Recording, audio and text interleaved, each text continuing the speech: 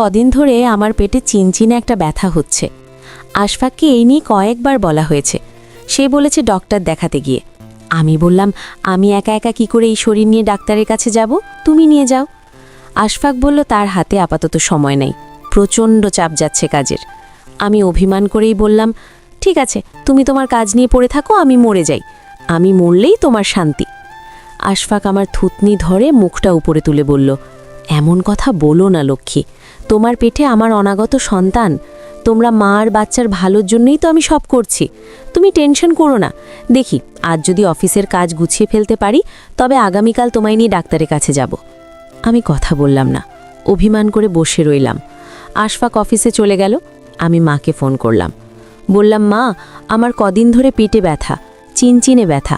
ব্যথা যখন বেশি হয় তখন শরীর ঘামতে শুরু করে, অসহ্য লাগে সব কিছু, ডাক্তারের কাছে যাওয়া উচিত না? মা বললেন, কি সর্বনাশের কথা, তুই এখনও বলছিস উচিত কি না? এখনও ডাক্তারের কাছে যাসনি কেন? তোর কেমন আন্দাজ বল? আশফাক কোথায়? ওর কি আক্কেল জ্ঞান নাই নাকি? তোকে নিয়ে এখনও ঘরে বসে আছে কেন? আমি বললাম, ওর কাজের খুব চাপ, তাই আমায় নিয়ে যেতে পারছে না। মা বললেন, কিছু একটা হয়ে গেলে তখন তার কাজ বেরোবে, আমি ফোন করছি এক্ষুনি। আমি বললাম, ফোন করতে হবে না মা, ও বলেছে কাল নিয়ে যাবে আমায়। মা আমায় ধমক দিলেন, বললেন, ও যাবে না, আমার ধমক খেলেই পড়ে যাবে, এমনি এমনি কখনো চিড়ে ভেজে না, বুঝলে? বলে মা ফোন কেটে দিলেন।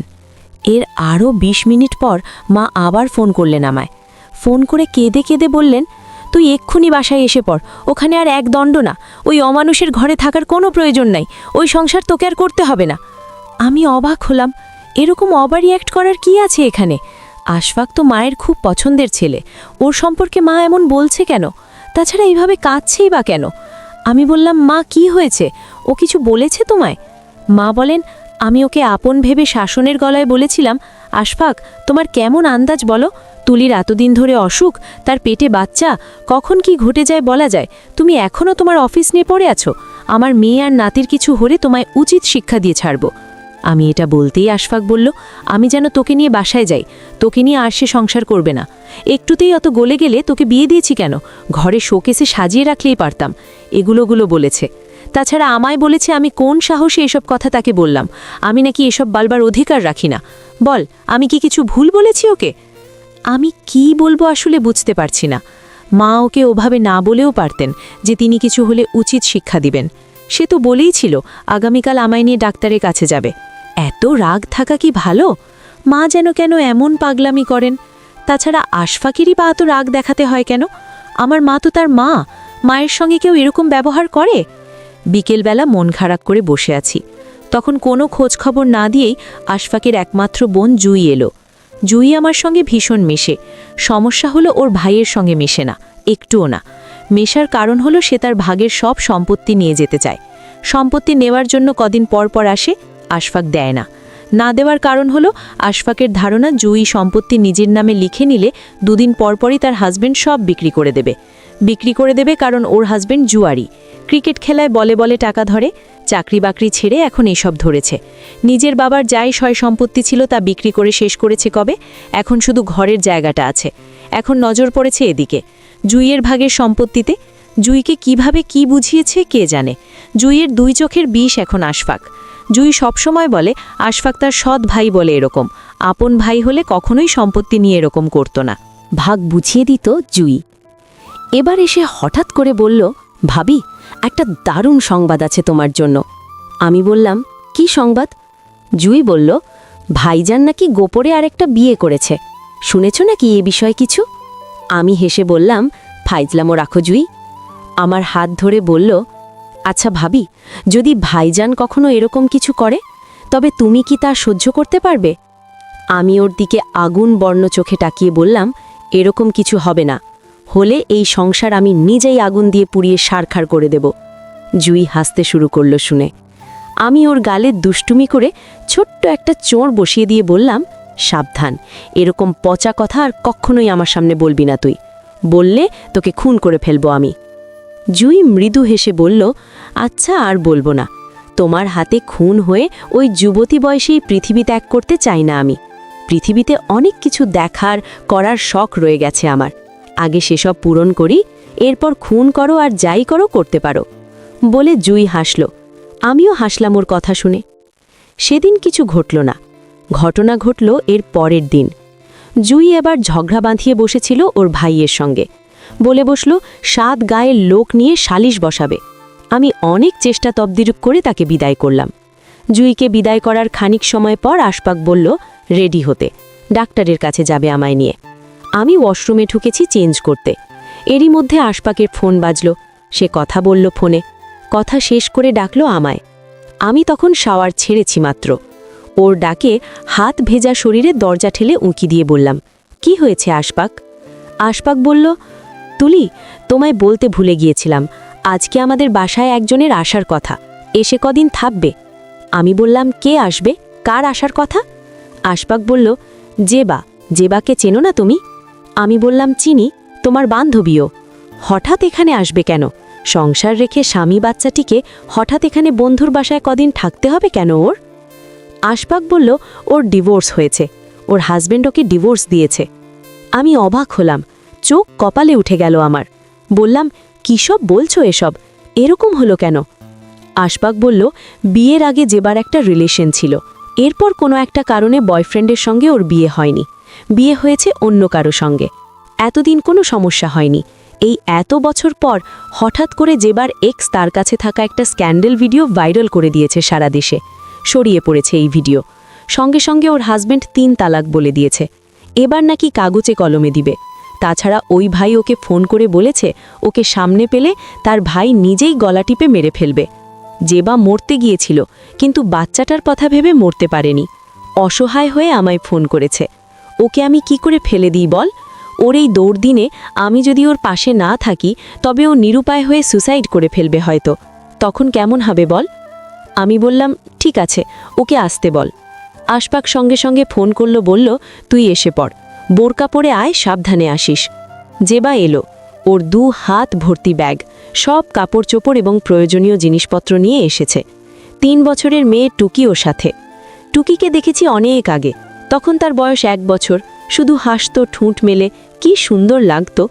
এখন তার সৌন্দর্য আরও বেড়েছে, চুল লম্বা করেছে, চোখ জোরে কেমন মায়াবী হয়েছে, দেখলেই কাছে টেনে আদর করতে ইচ্ছে করে। টুকি এখানে আসার পর থেকে আমার সঙ্গে তার বেশ ভালো সম্পর্ক হয়ে গিয়েছে। ও মানুষের মন কাটতে জানে। সেদিন আর ডাক্তারের কাছে যাওয়া হলো না। এর পরের দিন আশফাক আমায় নিয়ে ডাক্তারের কাছে গেল। ডাক্তার দেখে এলাম। ডাক্তার বলল, চিনচিনে ব্যথাটা অস্বাভাবিক কিছু না, এটা গ্যাসের সমস্যা থেকেই হয়েছে, ভয় পাওয়ার কিছু নয়। আর ঘামটা ব্যথার জন্যই হয়। ব্যথায় শরীর ক্লান্ত হয়ে এলে তখন শরীর ঘেমে ওঠে। ভাজা পোড়া না খেতে বলেছে, তরল খাবার গ্রহণের কথা বলেছে। ফেরার সময় আশফাক অনুতপ্ত হয়েছে এরকম গলায় বলল, মা ওই দিন ফোন করে আমায় রাগ উঠিয়ে দিলেন, আমিও খারাপ বিহেভ করেছি, মার কাছে মাপ চাওয়া উচিত। সে সঙ্গে সঙ্গে ফোন করল, মাপ চাইল মার কাছে। এরপর মা তাকে জানালো, আমার কোনো সমস্যা নাই, টেনশন না করতে বলল। এরপর দেখলাম তারা অনেকক্ষণ ধরে ফোনে কথা বলছে, হেসে গড়াগড়ি খাচ্ছে আশফাক। দেখে কে বলবে মার সঙ্গে একটু আগেও তার মনোমালিনের সম্পর্ক ছিল? মা এরকমই, আশফাকও এরকম। ওরা মুহূর্তে রাগটা পারে, মুহূর্তে আবার মিলেও যেতে পারে। বাসায় ফিরে মেজাজ বিগড়ে গেল। জার্নি করে এসেছি, শরীর ঘেমে একাকার, এত গরম পড়েছে, গোসলে ঢুকতে যাব সেই উপায়ও নাই। যেবা গোসল হলে আমি ঢুকলাম। গোসল সেরে ভাবলাম রেস্ট নেব, এরপর রান্নাবান্না নিয়ে ভাবা যাবে। আশফাক বাইরে গেছে, যেবার নাকি মাথা ধরেছে, ওষুধ আনতে গিয়েছে। যেবার এখানে আসার পর থেকেই দেখছি আমার সঙ্গে তেমন কথাবার্তা বলছে না। আমি আগ বাড়িয়ে কথা বলতে গেলেও তেমন পাত্তা দিচ্ছে না। হয়তো ওর মনটা খারাপ বলে। এত বড় একটা ঝড় ওর জীবনে বয়ে যাচ্ছে, মন তো খারাপ থাকবেই। আমি বসে আছি, জানলার পাশে বসে আকাশ দেখছি। হঠাৎ করে আকাশে মেঘ করেছে, হাওয়া দিচ্ছে, গাছের পাতায় পাতায় 1-2টা জেল ওড়াউড়ি করছে। শরীর জুড়িয়ে আসছে শীতল বাতাসে, বড় ভালো লাগছে। এরই মধ্যে আমার পেছনে এসে কে যেন আমার চোখ চেপে ধরল। আমি চমকে উঠে হাত দুটো স্পর্শ করতে বুঝলাম ছোট্ট টুকি। টুকিকে আমি টুকটুকি বলে ডাকি। বললাম, টুকটুকি, কি খবর? আমার চোখ এভাবে চেপে ধরলে কেন? টুকি হেসে ফেলল শব্দ করে, হাত ছেড়ে দিয়ে বলল, মজা করতে ধরেছি। এই, তুমি কি রাগ করেছো নাকি আমার সঙ্গে? ছোট্ট একটা মেয়ে এত সুন্দর করে কথা বলে। আমি ওকে আদর করে এনে কাছে বসালাম, তারপর ওর কপালে একটা চুমা এঁকে দিলাম। টুকি আমার দিকে তখন চোখ বড় বড় করে তাকালো, তারপর আমার কানের কাছে কান এনে ফিসফিস করে বলল, তুমি আমার সঙ্গে এমন করলে কেন? আমি বললাম, আদর করেছি তো।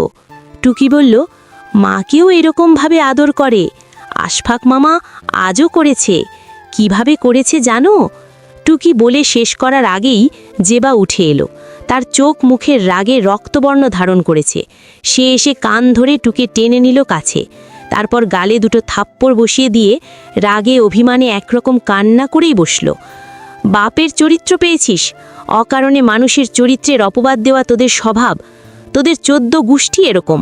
তোকে আমি গলা টিপে মেরে ফেলবো আজ, মিথ্যুক মেয়ে। জেবা এইটুকু একটা মেয়েকে ঘাড় ধাক্কা দিয়ে ওর ঘরের দিকে নিয়ে যাচ্ছে। মেয়েটা গলা ছেড়ে কাঁদছে, ভয় পাচ্ছে। আমি ভারী শরীরে উঠতে বসতে কষ্ট হয়, তবুও যতটা পারি তাড়াহুড়ো করে উঠে জেবার হাত থেকে টুকিকে রাখতে চাইলাম। জেবা আমার হাতে টুকিকে দিল না। সে এক হাতে টুকিকে ধরে অন্য হাতে চোখ মুছে আমায় বলল, আপনি এইটুকু একটা বাচ্চার কাছে এসব জিজ্ঞেস করতে পারলেন কিভাবে? ছি, মানুষকে আপনারা এত নোংরা ভাবেন। আমি এখানে ইচ্ছে করে আসিনি, বিপদে পড়ে এসেছি। তাছাড়া আশফাকের সঙ্গে আমার সম্পর্ক কেমন সবাই জানে। আন্টি বেঁচে নাই, থাকলে আপনি তাকে জিজ্ঞেস করতে পারতেন। আমি জানি জুইয়ের সঙ্গে আশফাকের জমি জমা নিয়ে এখন একটা দ্বন্দ্ব আছে। জুই আশফাককে পছন্দ করে না, তবুও যদি তাকে জিজ্ঞেস করেন সে কখনোই আশফাক আর আমায় নিয়ে একটা খারাপ কথাও বলতে পারবে না। জেবা আবার চোখ মুছেছে, তার ভরসা নাকের ডাল টুকটুকে হয়ে গেছে।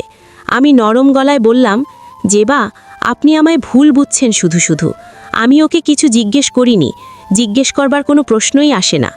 আশফাক এবং আপনার সম্পর্কে আমি যতটুকু জানি এটাই যথেষ্ট, নতুন করে আর জানবার প্রয়োজন নাই। কিন্তু টুকি এসেই এসব বলতে শুরু করলো। আমি ওর কথায় হ্যাঁ না কিচ্ছু বলিনি। জেবা টুকির গালে আবার একটা শক্ত চর বসিয়ে দিল। চর দিয়ে বলল, মিথ্যে কথা বলি কেন? এসব কোথায় শিখেছিস? আমার মরাই উচিত ছিল, কেন যে মরলাম না? আমি জেবার হাত থেকে জোর করে টুকিকে কেড়ে নিলাম, তারপর বললাম, ও বাচ্চা মানুষ, একে মারলে কোনো লাভ হবে? জেবার রাগের গলায় বলল, গলা টিপে মেরে ফেললেই সব ঠিক হয়ে যাবে, পরের পাপ বয়ে বেড়াবার ইচ্ছে আমার নাই। জেবা কাঁদতে শুরু করলো আবার। আমি ওর কাছে গেলাম, ওর কাঁধে হাত রেখে বললাম, এরকম বলবেন না, মেয়েটা আপনার, নিজের মেয়েকে কেউ পাপ বলে না। ওর বাবা নিষ্ঠুর বলে কি? আপনিও ওরকম হবেন? একটা বাচ্চা গর্ভে ধরতে কত কষ্ট হয় আপনি তো জানেন? জানেন না? জেবা কিছু বলল না, চুপ করে শুধু নাকের সর্দি মুছলে ওড়না দিয়ে। ততক্ষণে আশফাক এসে গেছে। আমি টুকিকে নিয়ে ওদের ঘরে চলে যেতে যেতে জেবাকে বললাম, জেবা, আশফাক যেন কিছু না জানে এই বিষয়, ও শুনলে কষ্ট পাবে। জেবা কিছু বলল না আর। পরদিন সকালবেলা আশফাক অফিসে গেল। জেবা চুপচাপই আছে, কথা বলে না, শুয়ে থাকে সারাদিন। একবার দেখলাম তার চোখ ফোলা ফোলা। অনেক কাঁদলে এরকম হয়। বেচারি বোধহয় সবসময় শুয়ে থেকে কাঁদে। ওর জন্য খুব মায়া হচ্ছে আমার। ইচ্ছে করছে সব কিছু জানতে, জিজ্ঞেস করতে ওর প্রেমিক কে ছিল, কেন এতদিন পর এই নোংরা কাজটা করল। কিন্তু সাহস পেলাম না কাছে যেতে। ভাবলাম সে যদি ভাবে তাকে আমি কাটা ঘায়ে নুনের ছিটা দিচ্ছি। টুকি এখন তার মায়ের সাথে, আমার কাছে আসতে দেয় না তার মা। ও আসতে চায়, তার মা আসতে দেয় না। হয়তো জেবা ভাবছে মেয়ে সে আবার আমার কাছে বানিয়ে বানিয়ে এসব বলবে, এতে করে নতুন সমস্যার সৃষ্টি হবে। সে হয়তো নতুন করে আর কোনো সমস্যার কারণ হতে চায় না। কিন্তু টুকি এলো, জেবা ঘুমিয়ে পড়েছে, আর এই সুযোগে সে আমার কাছে এসেছে। এসে বলে তার বাবার সঙ্গে ফোনে সে কথা বলতে চায়। আমি বললাম, তোমার মা তোমাকে কথা বলতে দেয় না টুকি? টুকি দুপাশে মাথা নাড়িয়ে বলল, দেয় না। আমি বললাম, বাবার জন্য খারাপ লাগছে তোমার টুকটুকি? টুকি প্রায় কেঁদে ফেলল, বলল তার পেট পুড়ে বাবার জন্যে। টুকিকে আমি জড়িয়ে ধরলাম বুকের সাথে। বাবার কথা খুব মনে পড়ছে আজ। আমিও ছোটবেলায় বাবার ন্যাওটা ছিলাম, বাবাকে ছাড়া কিচ্ছু বুঝতাম না। বাবাও আমার জন্য পাগল ছিলেন, আমায় কোলে নিয়ে সারা শহর হাঁটতেন, যা চাইতাম তাই কিনে দিতেন। এরপর বাবা সিঙ্গাপুর চলে গেলেন, ওখানে কাজ করবেন, উপার্জন করবেন। যাবার পর 1 বছর টাকা পয়সা পাঠালেন, যোগাযোগ রাখলেন, কিন্তু 1 বছর বেরোতে যোগাযোগ বন্ধ করে দিলেন তিনি। এরপর আর কোনোদিন তিনি যোগাযোগ করেননি, দেশেও ফেরেননি। মা বড় কষ্ট করে আমায় বড় করেছেন, পড়াশোনা করিয়ে দিয়ে বিয়ে দিয়েছেন। বাবার আর কখনোই খোঁজ মেলেনি। অনেকেই বলেছে বাবা নতুন বিয়ে করেছে, নতুন মেয়ের পাল্লায় পড়ে বাবা আমাদের ভুলে গিয়েছেন, অথবা ওই মেয়ে আমাদের সঙ্গে যোগাযোগ করতে দেয়নি। আবার অনেকে বলেছে বাবা আর নাই, মারা গিয়েছেন। আমি জানি না বাবার আসলে কি হয়েছিল, কিন্তু এখন আমি বাবাকে ভালোবাসি। এই যে এসব লিখছি, লেখার সময় আমার চোখ ভেজে উঠেছে জলে। জল মুছে মুছে আমি লিখছি। টুকির বাবার নম্বর আমার কাছে নাই, জেবার কাছে চাইলেও নম্বর দেবে না। আশপাকের কাছে সম্ভবত টুকির বাবার নম্বর আছে। আমি আশপাককে ফোন করলাম, আশপাক ফোন কেটে দিল, হয়তো বিজি আছে। এদিকে টুকি আমায় একেবারে পাগল করে ছাড়ছে, বারবার বলছে বাবাকে ফোন দাও না কেন, বাবাকে ফোন দাও না কেন। আমি ওকে কিছুতেই বোঝাতে পারছি না, বলছি নম্বর নেই, সে বোঝে না। জেবা ঘুম থেকে উঠে গেছে, সে এসব শুনে এদিকে এলো। সে এসে বলল কি হয়েছে? আমি বললাম কিছু না। টুকি ভয়ে গুটিয়ে গেছে। আমি আঁকড়ে ধরেছি, কাঁপছে থরথর করে। আমি জেবাকে বললাম, জেবা, একটা বাচ্চা মেয়ের সঙ্গে এরকম কঠোরতা দেখাচ্ছেন কিভাবে আপনি? জেবা বলল, কিসের কঠোরতা দেখাচ্ছি, কি হয়েছে বলুন তো? আমি বললাম, ওকে ওর বাবার সঙ্গে কথা বলতে দিচ্ছেন না, এটা কি আপনি ঠিক করছেন? জেবা হতাশ গলায় বলল, যা জানেন না তা নিয়ে কথা বলবেন না। সে আমার সঙ্গে কথা বলে না, মেয়ের সঙ্গেও কথা বলে না। টুকিকে সে এখন নিজের সন্তান বলেই স্বীকার করে না। আমি এসব বলতে চাই না, কিন্তু বলতে হচ্ছে। গত পরশুদিন টুকি তার বাবাকে বাবা বলে ডাকার পর তার বাবা তাকে খুব মেরেছে। মারতে মারতে বলেছে কোনোদিন যেন ভুলেও তাকে বাবা না ডাকে। সে আমার মেয়েকে জারজ বলেছে। এরপরেও মেয়ে যখন কাঁদে, বাবার সঙ্গে কথা বলতে চায়, তখন আমি বেহায়া মতো ওকে ফোন করেছি, কিন্তু সে একই রকম আচরণ করেছে। সে আমায় নোংরা নোংরা ভাষায় গালাগাল করেছে। এখন আপনিই বলুন, আমি কিভাবে কঠোর হলাম? আমার মেয়ের প্রতি আমি কি বলবো আসলে, কথা খুঁজে পাচ্ছি না।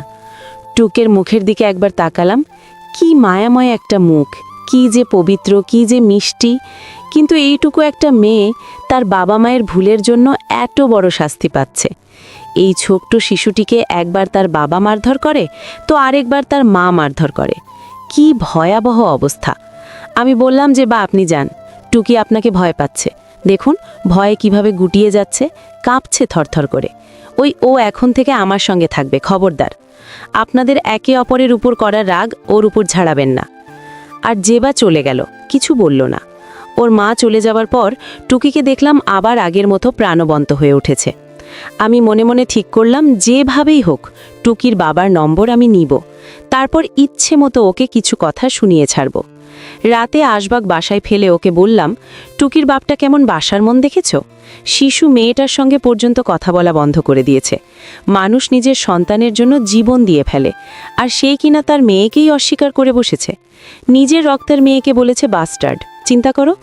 আশফাক বলল, তোমার কাছে এসব কে বলেছে, তুমি কি করে জানলে? আমি বললাম, জেবা বলেছে। আশফাক চুপ হয়ে গেল।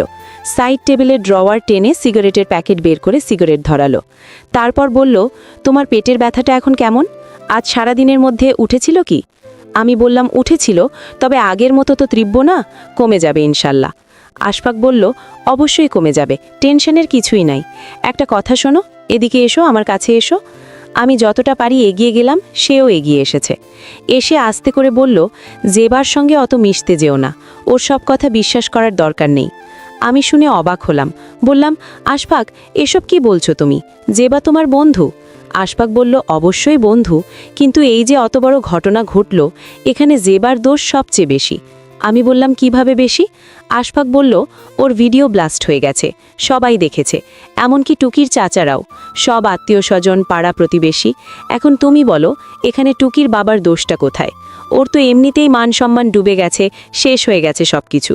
এই মেয়েকে আমার বন্ধু ভাবতেই ঘেন্না হচ্ছে, খারাপ মেয়ে কোথাকার। আশফাক আফসোসের গলায় কথাটা বলল। আমি বললাম, ভিডিও কি জেবা ব্লাস্ট করেছে, নাকি যে তার দোষ এখানে সবচেয়ে বেশি হয়ে গেছে? এখানে তো তার হাত নাই, তার প্রেমিক এটা করেছে। জেবার দোষ এইটুকুই, সে বিশ্বাস করে ভুল করেছিল। তাছাড়া জেবার কথা বাদ দাও, টুকিকে নিয়ে কথা বলি। টুকির কি দোষ এখানে, আমায় বলো? টুকি তো তার রক্ত। এই ছোট্ট বাচ্চাটাকে সে মারধর করেছে, তাকে নিজের সন্তান হিসেবে অস্বীকার করেছে। তারপরেও তুমি কি বলবে এখানে জেবার দোষ, তার বাবার দোষ নাই? জেবা তো পারত টুকিকে তার বাবার কাছে ফেলে রেখে এসে পড়তে, কই সে তো এটা করেনি। সে তো ঠিকই তার মেয়েকে সাথে করে নিয়ে এসেছে। আশফাক বলল, তোমার সঙ্গে আমি তর্ক করতে যাব না, মেয়ে লোকের মাথা আসলেই মোটা, এরা বোঝে কম, কথা বলে বেশি। আমি বললাম, মাথা মোটা বলো আর যাই বলো, এটা তো স্পষ্ট যে সে তার নিজের মেয়েকে অস্বীকার করেছে। আশফাক হাসল। সেই হাসি কেমন যেন। হেসে বলল, এত কিছুর পর জেবার হাজবেন্ডের এটা মনে হওয়াই স্বাভাবিক। টুকি অন্য কারো সন্তান হতে পারে। আমি চমকে গেলাম শুনে। মানে আশফাক এরকম নোংরা কথা বলতে পারে তা ভাবতেও পারিনি আমি শুধু উপহাসের গলায় বললাম, তো এক কথায় বলেই দিলেই তো পারো, পুরুষ যা করে তা যদি ভুল হয় তবু এর সব কিছুই ঠিক, কারণ সে পুরুষ। আর নারী যা করে এর সব কিছুই ভুল, কারণ সে নারী হয়ে জন্মগ্রহণ করেছে। নারী হয়ে জন্মগ্রহণ করা এই সমাজে পাপ। আশফাক আর কিছু বলল না। আমি আবার বললাম, রাগ নিয়ে বললাম, সে আশফাক, তোমাকে আমি এতদিন মহান ভাবতাম, মানুষ ভাবতাম। এখন থেকে তুমি মানুষ নও, তুমিও পুরুষ আর 10 জনের মতোই, একটু আলাদা নও। আমার চোখ ভেজে উঠল জলে। আশফাক চুপ করে ওপাশ ফিরে ঘুমিয়ে পড়ল, সাড়া দিল না। আর আমি ঘুমাতে পারলাম না। আশফাকের কথা বলাগুলো আমার শরীরে কেমন যেন আগুন ধরিয়ে দিল। আমি ভাবতে অবাক হচ্ছি, আশফাক এরকম কথা বলতে পারে? কি নিশ্চিন্তা ভাবনা ওর! অথচ আমি কিনা ভেবেছিলাম আশফাক আর 10 জনের মতো না। ওর মন বড়, ভেতর শুদ্ধ, ভালো মানুষ। ছি, এই কার ঘর করছি আমি? মাঝরাতে ইলেকট্রিসিটি চলে গেল। ইদানিং এরকম হয়, রাতে ইলেকট্রিসিটি কোনো কারণ ছাড়াই চলে যায়। ঘন্টা দুয়েক থাকে না। গরমে শরীর হাঁসফাঁস করছে আমার, ঘাম ঘাম দিচ্ছে শরীর। আশফাক ঘুমোচ্ছে এই গরমে। টুকি আমার পাশেই শুয়েছে, আমার সঙ্গে ওকে রেখেছি। ওকে একটু বাতাস করা দরকার। হাত পাখাটা হাতে ঘুষছি আমি। এরই মধ্যে দরজায় টোকা দিল জেবা। আমি টর্চ কিলে আস্তে আস্তে উঠে গিয়ে দরজা খুলে দিলাম। জেবা বলল, কারেন্ট চলে গেছে। আমার টুকির একটুও গরম সহ্য হয় না, মেয়েটা বোধহয় ঘামছে, ওকে নিয়ে যেতে এসেছি। আমি বললাম, আমি বাতাস করব, সমস্যা নাই, তুমি গিয়ে শুয়ে পড়ো, ওর কোনো রকম অসুবিধা হবে না, আমি তো আছি। জেবার মুখ কেমন কান্না কান্না হয়ে এলো। সে বলল, আমি ওকে ছাড়া ঘুমাতে পারি না, কত চেষ্টা করেছি ঘুমাতে পারি না, ঘুম ধরেও না টুকিকে ছাড়া। আমি কখনো থাকিনি, জন্মের পর থেকে আমার সঙ্গেই ঘুমায়ও, ওকে ছাড়া আমার দু চোখ বোঝে না। আমি বললাম, দাঁড়ান, আমি ওকে নিয়ে আসি। জেবা বলল, আপনি এই শরীরে ওকে কোলে করে আনতে পারবেন না, আমি নিয়ে যাই। এসে জেবা এলো, এসে টুকিকে কোলে করে নিয়ে গেল। যাবার সময় দেখলাম টুকি ঘুমে থেকে মায়ের গলা জড়িয়ে ধরেছে। কি মিষ্টি এক দৃশ্য! আমার খুব ইচ্ছে করছিল জেবার সঙ্গে কথা বলতে, এটা ওটা জিজ্ঞেস করতে, কিন্তু কি এক সংকোচে আগ বাড়িয়ে আমি কিছুই বলতে পারলাম না। ও চলে যাওয়ার পর দরজা বন্ধ করে এসে শুয়ে পড়লাম। আশফাকের ঘুম সবসময় গাঢ় হয়, এসব গরম টরমেও কিচ্ছু হয় না, ও ঘামেও কম। আমি খুব সাবধানে ওপাশ থেকে ওর ফোন তুলে নিলাম। ভাবলাম টুকির বাবার নম্বরটা নিব, কিন্তু ফোন নিয়ে আমি হতাশ হলাম। ফোনের লক চেঞ্জ করেছে আশফাক, আমি অনেক চেষ্টা করে ওইটা খুলতে পারি না আর। সকালবেলা আশফাক অফিসে চলে গেল। রান্নাবান্না কিছু করিনি আমি, চুপচাপ শুয়েছিলাম। আশফাকে নিয়ে কিছু বলেও নি আমায়, না খেয়ে চলে গেছে, যাবার সময় কিছু বলেও যায়নি। আমি উঠে রান্না করাকে যেন কর্তব্য মনে করিনি। কার জন্য রাখব? এখন থেকে তো ওকে দেখলেই আমার শরীরে আগুন ধরে যাবে, ওর সঙ্গে কোনো কথা বলতেও আর ইচ্ছে করবে না। আমার আশফাক চলে যাবার খানিক পর শুনলাম টুকি তার মায়ের কাছে বলছে ওর ক্ষুধে পেয়েছে, ন্যাকা কান্না করছে। জেবা আমার কাছে এসে একরকম সংকোচ নিয়ে বলল, তুলি, আজকে কিছু রান্নাবান্না হয়নি। আমি বললাম, আমার শরীর খারাপ লাগছে তো, তাই উঠতে পারিনি। ফ্রিজে ফল আছে, নিয়ে ওকে খেতে দাও, আমি এক্ষুনি এটা রান্না করব। জেবা বলল, উঠতে হবে না, আমি রান্না করে নিব। কি রাঁধব বলুন? আমি আস্তে আস্তে বিছানা থেকে নামলাম, তারপর বললাম, চলুন গিয়ে দেখি কি রান্না করা যায়, আমি দেখিয়ে দিব, আপনি রান্না করবেন। জেবা হাসল, ওর হাসি এরকম মিষ্টই আজ প্রথম খেয়াল করলাম। টুকিকে ফল দেওয়া হয়েছে, সে নিজের মতো করে বারান্দার এ মাথা থেকে ও মাথা পর্যন্ত হেঁটে হেঁটে ফল খাচ্ছে। একটা বিড়াল এসে বসেছিল বারান্দায়, দেখলাম এক টুকরো আপেল বিড়ালের দিকে বাড়িয়ে দিয়েছে। বিড়াল আপেল খেতে কোনো রকম আগ্রহ দেখাচ্ছে না, কিন্তু সে জোর করে খাওয়াতে চাচ্ছে। রান্নাঘরে গিয়ে জেবাকে দেখিয়ে দিলাম কি কি রাঁধতে হবে। আমিও কিছু শাকপাতা নিয়ে বাঁচতে বসে গেলাম। এইসব করতে করতে হঠাৎ করেই ওকে উদ্দেশ্য করে বললাম, তোমার এক্স হঠাৎ করে এই কাজটা করলো কেন? ও কি মানুষ নাকি? জেবা বলল, ওর সঙ্গে আমার কোনো রকম যোগাযোগই ছিল না, তাছাড়া ওর সঙ্গে আমি কোনো রকম বেইমানি করিনি পর্যন্ত। বাবা মা ওর কাছে বিয়ে দিতে নারাজ ছিলেন, কারণ সে তখনও বেকার, চাকরি বাকরি হচ্ছে না, ফ্যামিলির আর্থিক অবস্থাও অতটা ভালো না। এই সময় বাবা মাকে বিয়ে দেওয়ার জন্য উঠে পড়ে লাগলেন। সেই বছরই আমার মাস্টার শেষ হয়েছে, ভালোই বয়স হয়েছে, পাড়ার অন্য মেয়েদের বিয়ে হয়েছে, আমার ছোটদেরও বিয়ে হয়ে গিয়েছে। বাবা এই জন্য উঠে পড়ে লেগেছেন, যে করেই হোক বিয়ে দেবেন। তাছাড়া হাতেও তখন ভালো আলাপ এসেছে। টুকির বাবার আলাপটাই তখন এসেছে। বড় বিজনেস, তার ফ্যামিলির নামই খুব। বাবা বলেন ওর সঙ্গে আমার বিয়ে ঠিক করবেন। এই অবস্থায় আমি মহা বিপদে পড়ে গেলাম। আমি হাত পা ধরে কেঁদে কেটে এই আলাপটা কোনোরকম বন্ধ করালাম। তারপর ওর কথা বলে আকুতি মিনতি করে বাবা মাকে রাজি করালাম। রাজি করিয়ে তাকে বললাম সে যেন তার ফ্যামিলি থেকে লোক পাঠায় আমাদের বাড়িতে। বিয়ের আলাপ করতে বললাম। সে ফ্যামিলিতে কথা বলে কাউকে রাজি করাতে পারেনি। তার বাবা অসুস্থ ছিল, ক্যান্সারে আক্রান্ত ছিলেন তার বাবা। সে বলল এই মুহূর্তে তার পক্ষে বিয়ে করা সম্ভব না। এদিকে নিজের চাকরি বাকরি কিছু হচ্ছে না, অন্যদিকে বাবার এই অবস্থা, জমি বেচা বিক্রি করে বাবার চিকিৎসা চলছে। সে জানালো বিয়ে করতে পারবে না, আমি যেন তাকে ক্ষমা করে দিই। আমি বললাম আমি অপেক্ষা করব, যে করেই হোক। সে বলে এটা কঠিন যেবা, এটা রিস্ক। আমি এই রিস্ক নিতে চাইলাম, কিন্তু বাবার ভাইয়া রিস্কে যেতে যাননি। তারা হয়তো ভরসা করতে পারেননি। জোড়াজোড়ি করে টুকির বাবার সঙ্গে বিয়ে দিয়ে দিলেন। প্রথম কয়েকদিন খুব কষ্ট হলো, মেনে খারাপ লাগতো। এরপর আস্তে আস্তে সব কিছু ঠিক হয়ে গেল। কিন্তু ওর সঙ্গে আর কখনো যোগাযোগ হয়নি আমার। আমিও যোগাযোগ করিনি, সেও করেনি। আমি বললাম ওর কাছে তোমার ভিডিও ছিল? যেবা চুপ করে রইল, কথা বলছে না। আমি বললাম কিছু বলছো না কেন? না থাকলে তো এটা ভাইরাল হতো না, তাই না? যেবা বলল ছিল, ও চেয়েছিল, আমি প্রথম না করেছিলাম, কিন্তু একসময় বেশি জোরাজোরি করেছে, ইমোশনালি ব্ল্যাকমেল করেছিল। আমি নিরুপায় হয়ে বাধ্য হয়েছিলাম। আমার ইচ্ছে করছে এই মেয়ের গালে শক্ত করে একটা চড় বসিয়ে দিতে। ওরা যে কেন এত বোকা তা আমি বুঝি না। ভালোবাসা কি আসলে এরকম? সত্যিকারে যে ভালোবাসে সে কি কখনো এরকম কিছু চাইবে? এরকম একটা ছবি কিংবা একটা ভিডিও দেওয়ার জন্য দিনের পর দিন ব্ল্যাকমেল করবে? আমি নিজের রাগ সামলে নিয়ে ওকে বললাম ও আসলে তোমায় ভালোই বাসত না যেবা, ভালোবাসলে কখনোই এরকম কিছু চাইতো না তোমার কাছে। যেবা বলল ওর ভয় ছিল ওকে আমি যে কোনো সময় ছেড়ে যাব। তাইলা কি এটা নিয়ে রেখেছিল? ওর ধারণা ছিল ওর কাছে এটা থাকলে আমি ভয়ে হলেও ওর থাকবো সারা জীবন। আমি হাসলাম, হেসে বললাম ভয় দিয়ে কখনো ভালোবাসা হয় যেবা? ভয় দিয়ে কাউকে রাখা যায়? তোমাকে রাখতে পেরেছিল ওর করে? যেবা কথা বলল না। আমি নিজেই কথা বললাম আবার। বললাম তুমি ভুল করেছো যেবা, নিজের পায়ে কুড়ালটা নিজে মেরে এসেছিলে তুমি। তোমার ক্ষতটা আগেই তৈরি হয়েছিল, আর এখন এতে পছন্দ হয়েছে যেবা কাছে। টুকি এখানে চলে এসেছিল। আমি ওকে বললাম বিড়ালের সঙ্গে গিয়ে খেলতে। ওর মা কাছে এরকম দৃশ্য না দেখা ওর জন্য ভালো হবে। তাছাড়া আমরা কী সব কথা বলছি তাও ওর জন্য শোনা উচিত হবে না। এই বয়সে বাচ্চারা যা শোনে তাই মাথায় গেঁথে ফেলে, অন্য মানুষের কাছে গিয়ে ফট করে আবার এসব কথা বলে দেয়। আমি বললাম যেবা চোখ মুছে ফেলো, যা হয়ে গেছে তা হয়েই গেছে, এখন আর কান্নাকাটি করে তা ফিরে আসবে না। তোমার এক্সের সঙ্গে কথা হয়েছে এই ঘটনার পর? এত বছর পর কেন ওই এমনটা কাজটা করলো এটা জিজ্ঞেস করেছ? করলেই আগেই করতো, এখন কেন করলো? যেবা কাঁদতে কাঁদতে বলল ও ইংল্যান্ডে থাকে, ওর সঙ্গে যোগাযোগ করতে পারিনি আমি, ওর নম্বর নাই আমার কাছে। বিয়ে করেছে কি ও? যেবা বলল সে তাও জানে না। ওদের সবাই মিলে ইংল্যান্ডে থাকে, ওর মামা ওখানে থাকতো, তিনি নাকি ব্যবস্থা করে ওদের নিয়ে গিয়েছেন, আর ওর বাবা মারা গিয়েছেন। যেবার দিকে তাকিয়ে আমার একবার রাগ লাগছে, আরেকবার খুব মায়া হচ্ছে। আমাদের মেয়েরা কেন যে বুঝে না, পুরুষেরা আমাদের তাদের কর্তৃত্বে রাখার জন্য জায়গায় জায়গায় ফাঁদ পেতে রাখে। আমরা এতই বোকা যে অনেক সময় জেনে শুনে এসব ভাদে পা রাখি আর আটকা পড়ি। যেবার রান্নাঘরে থাকতেই ওর ফোন বাজল।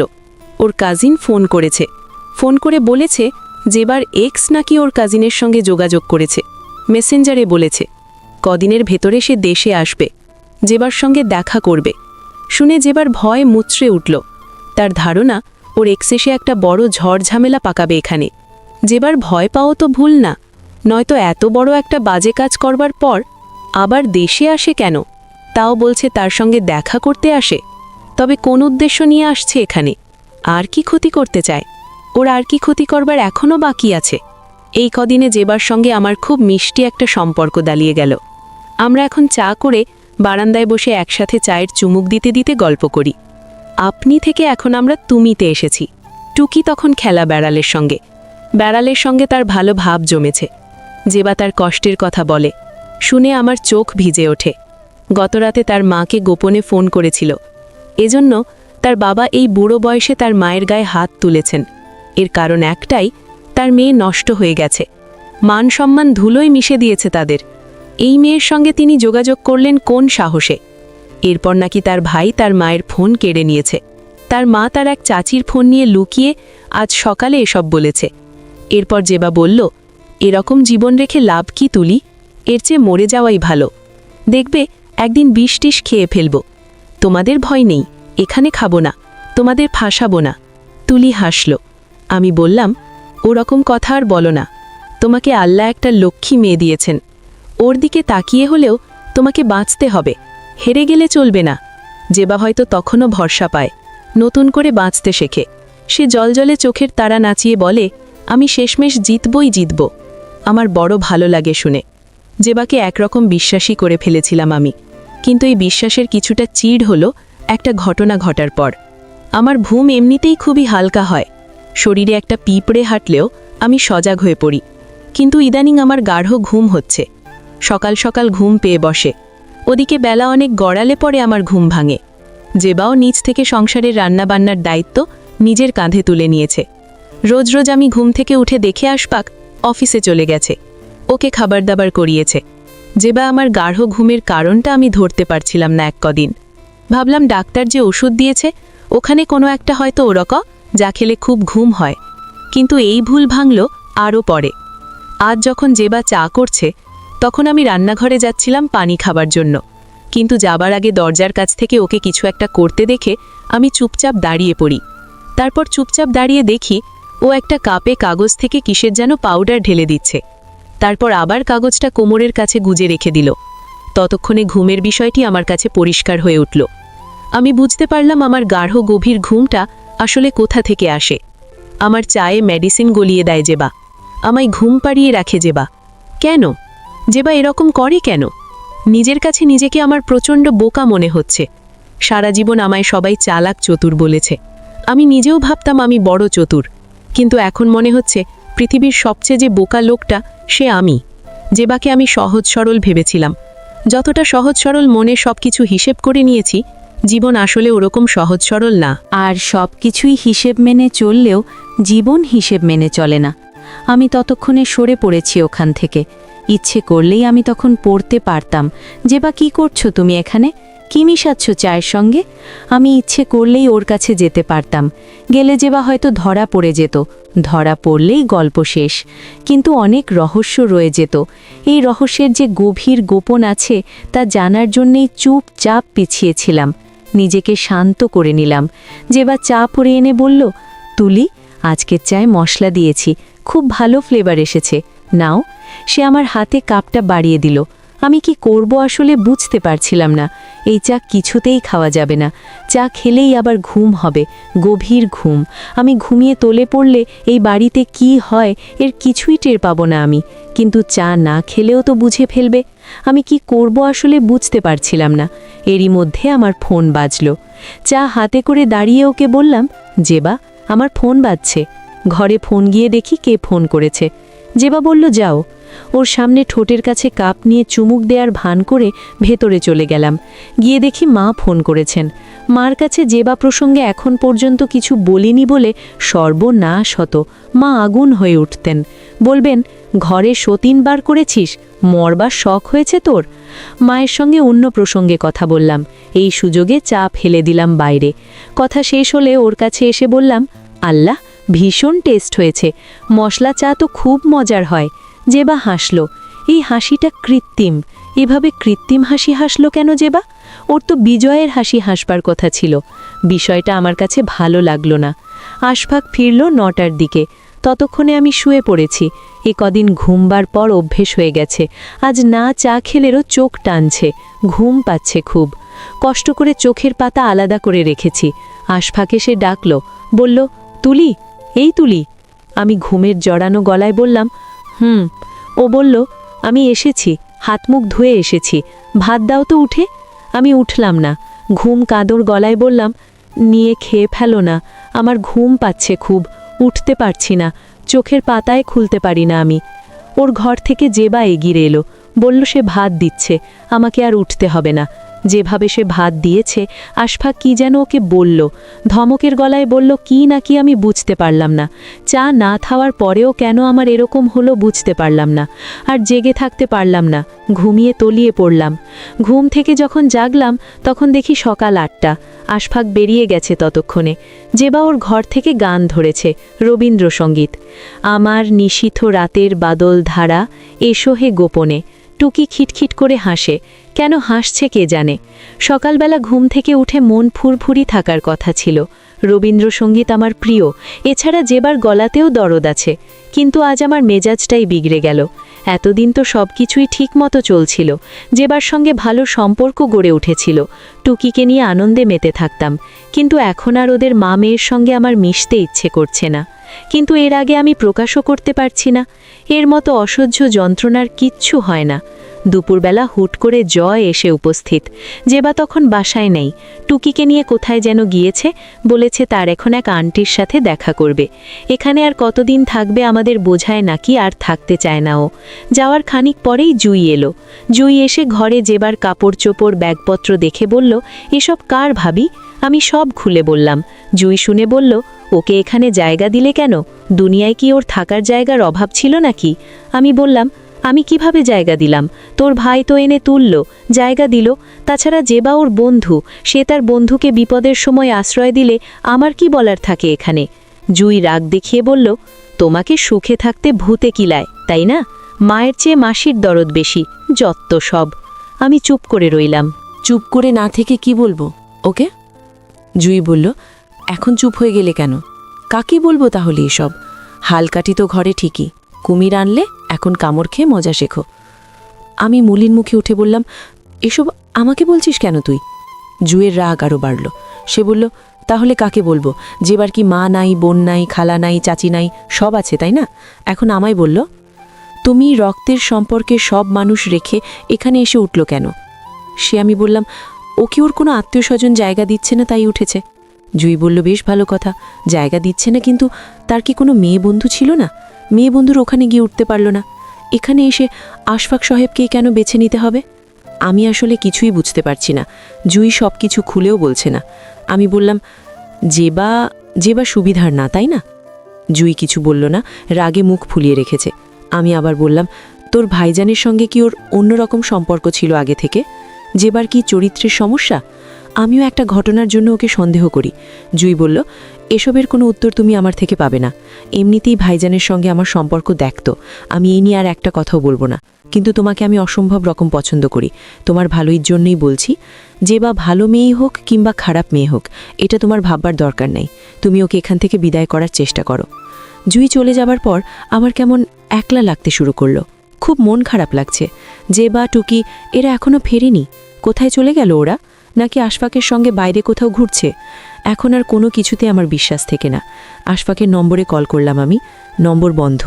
ও কোনো কারণ ছাড়া নম্বর বন্ধ করবে কেন? নাকি আমি কোনোদিন কারো প্রাইভেসি চেক করিনি, কোনোদিন চেক করব এরকম ভাবিও নি। ওরকম লোকই না আমি। কিন্তু সমস্যা যখন নিজের ঘরের ভেতর ছুটে আসে, তা পরখ করতে গিয়ে ওসব ভালো মানুষই ধরে রাখা চলে না। আমি দরজা জানালা বন্ধ করে দিয়ে যেবার ঘরে ঢুকে পড়লাম। যেবার দুটো বড় বড় ব্যাগ এনেছে, ব্যাগ দুটোতে লক।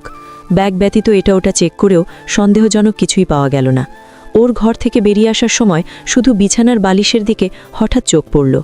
এক পাতা পিল পড়ে আছে ওখানে। দেখে মনে হলো আমার বুকের ভেতরটাই কে যেন হঠাৎ করে তার বিষাক্ত নড় দিয়ে খামচে ধরেছে। বালিশ সরিয়ে ওটা হাতে নিতে দেখি ওখান থেকে অনেকগুলো ইতিমধ্যে খাওয়া হয়ে গেছে। ওষুধের পাতাটা ওখানে রাখতে রাখতে আমার কেবল মনে হলো, বিশ্বাস খুবই চমৎকার এক জিনিস। বিশ্বাস না করলে সংসার হয় না, কিন্তু অন্ধবিশ্বাস খুবই বাজে একটা জিনিস। এটা সংসার আর রাখে না, ভেঙে গুড়িয়ে দেয়। যে বাপের সন্ধ্যায় ওর দুহাত ভর্তি শপিং, মুখ ভর্তি উচ্ছল হাসি, কেনাকাটা করে সে সম্ভবত ও ফিরেই আমায় ডাকলো ওর ঘরে। আমি কোনো মতে খুঁড়িয়ে খুঁড়িয়ে ওর ঘরে গেলাম। যে বা হাসি হাসি মুখে বলল, এগুলো আমার আন্টি কিনে দিয়েছে, কদিন পরে ওখানে চলে যাব। আমি আন্টির বাসার একটা ফ্লট খালি হবে, ওখানে উঠব গিয়ে। তাছাড়া আন্টি একটা জবের ব্যবস্থা করে দিচ্ছেন আমায়, আর তোমাদের ওপর বোঝায় থাকছি না। তুলে এখন নিজের পায়ে দাঁড়াবার সময় হয়েছে। যে বা খুব হাসি খুশি। ওর সঙ্গে এত কিছু ঘটেছে দেখে কেউ আন্দাজ করতে পারবে না। আগে কথায় কথায় কাঁদত, এখন আর কাঁদে না, হাসে। এরই মধ্যে হুট করে টুকি তার মায়ের আঁচল টানতে টানতে বলে উঠল, মা, আশফাক মামা যে আমায় চকলেট কিনে দিল, ওগুলো দাও, আমি খাবো, সবগুলোই খাবো। আমি চমকে উঠে তাকালাম। জেবা হাসি হাসি মুখে বলল, ওখান থেকে ফেরার সময় আশফাকের সঙ্গে দেখা, ওর অফিসের সামনে দিয়েই আসতে হয়। ও তখন ওর অফিসের সামনের দোকানে বসে সিগারেট টানছে। আমাদের দিকে ডেকে রিকশা থামালো, টুকিকে চকলেট কিনে দিল। টুকি বলল, এ সবগুলোই তো মামা দিয়েছে। আমার সুন্দর জামাটা দেখাও আন্টিকে। আর বলেছে ডালিম। জেবা আগে চোখ গরম করে মেয়ের দিকে তাকালো, ধমক দিয়ে বলল, সবগুলো দাঁত ফেলে দিব এক চড়ে, বেয়াদব মেয়ে। জেবা মেয়েকে শাসিয়ে আমার দিকে তাকিয়ে আবার মৃদু হাসল। হেসে বলল, মেয়েটা বেশি পেকে গেছে, বানিয়ে বানিয়ে কথা বলে। দেখলে না, আগে একদিন কি সব পচা কথা বলে বসলো তোমার কাছে। ওকে নিয়ে যে কি বিপদের মধ্যে পড়েছি তুলি, জায়গায় জায়গায় লজ্জা পেতে হয় ওর জন্য।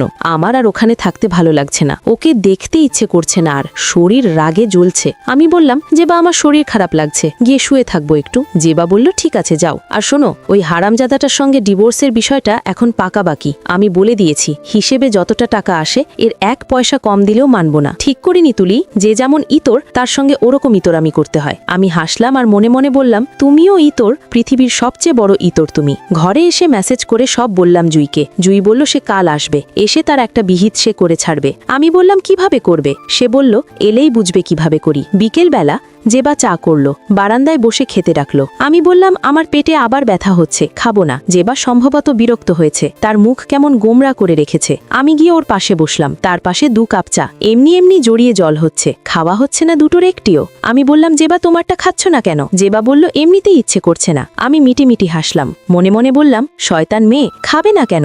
এটা তো তোমার বাহানা মাত্র, উদ্দেশ্যে তো আমাকে খাওয়ানো, খাইয়ে ঘুম পাড়িয়ে রাখা। টুকি খেলছে ওই সাদা বেড়ালটার সাথে। হঠাৎ করে বেড়ালটা খামচে বসিয়ে দিয়েছে টুকির পায়ে, কিন্তু টুকি অতটাও ব্যথা পায়নি, ভয় পেয়েছে কিছুটা। আমি বিরক্তি নিয়ে বললাম, টুকি বেড়ালটাকে তাড়িয়ে দাও, উড়ে এসে জুড়ে বসেছে। এটা যে উড়ে এসে জুড়ে বসতে চায় তাকে বসার আগেই তাড়িয়ে দিতে হয়। জেবা কথাটা শুনে চোখ বড় বড় করে তাকালো, তার চেহারা মুহূর্তে কেমন পরিবর্তন হয়ে উঠেছে। সে কি বুঝতে পেরেছে যে বেড়াল নয়, এই কথাটা মূলত তাকে উদ্দেশ্য করেই আমি বলেছি। রাতের রান্নাটা আমি করলাম, জেবা রান্নাঘরে গিয়েছিল। আমি বললাম, তুমি মেহমান, এ বাড়ির মেহমান থাকবে মেহমানদের মতো করে। সে রান্না করবে কেন? বাড়ির কাজ করবে কেন?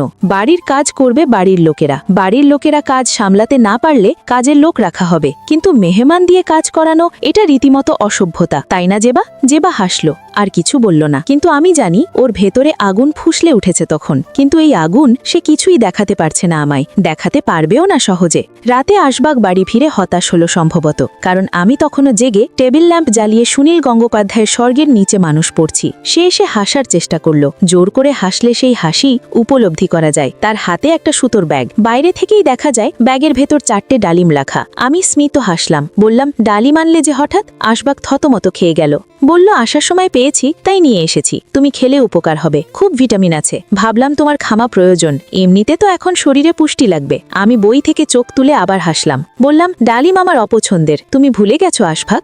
আশফাক আবার থতমত খেলো, বলল, তুমি না খেলেও আমি খাবো, খুব সস্তায় পেয়েছি তাই তো লোভ সামলাতে পারলাম না, নিয়ে এসেছি। আমি বললাম, খুব ভালো করেছো, টুকিকে ডেকে দিয়ে দাও, ও বিকেলবেলা ডালিম খেতে চেয়েছিল, তুমি খেতে দাও যদি, তবে একটা রেখে দিতে পারো। এই কথা শোনার পর আশফাকের চেহারাকে দেখে আমি নিজে ওর দিকে তাকিয়ে অবাক হলাম। ওর মুখ ধরা পড়া চোরের মতো রক্তশূন্য হয়ে গেছে। আমি বইটা বন্ধ করে দিয়ে একপাশে রেখে দিলাম, তারপর বসা থেকে উঠে ওর কাছে এগিয়ে গিয়ে ফিসফিস করে বললাম, মানুষ সবচেয়ে রহস্যময় প্রাণী আশফাক, সবচেয়ে বেশি রহস্যময়। আশফাক কাপা কাপা গলায় বলল, কেমন? আমি বললাম, ধরো 2জন মানুষ একটা ছাদের নিচে অনেকগুলো দিন ধরে থাকছে, একটা খাটে একে অপরকে জড়িয়ে ধরে ঘুমাচ্ছে, এর ঘামে অপরের লেপ্টে যাচ্ছে, কিন্তু ওরা একজন অপরজনের ওপরেরটুকু শুধু চিনতে পারছে, একে অপরের ওপরটুকুই শুধু মুখস্থ এদের।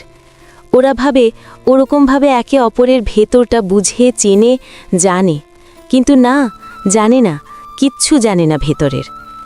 আরেকটা মজার ব্যাপার হলো, ওপরে ওপরে যারা খুব ভালো, এদের অনেকের ভেতরটাই না পচা, খুব পচা।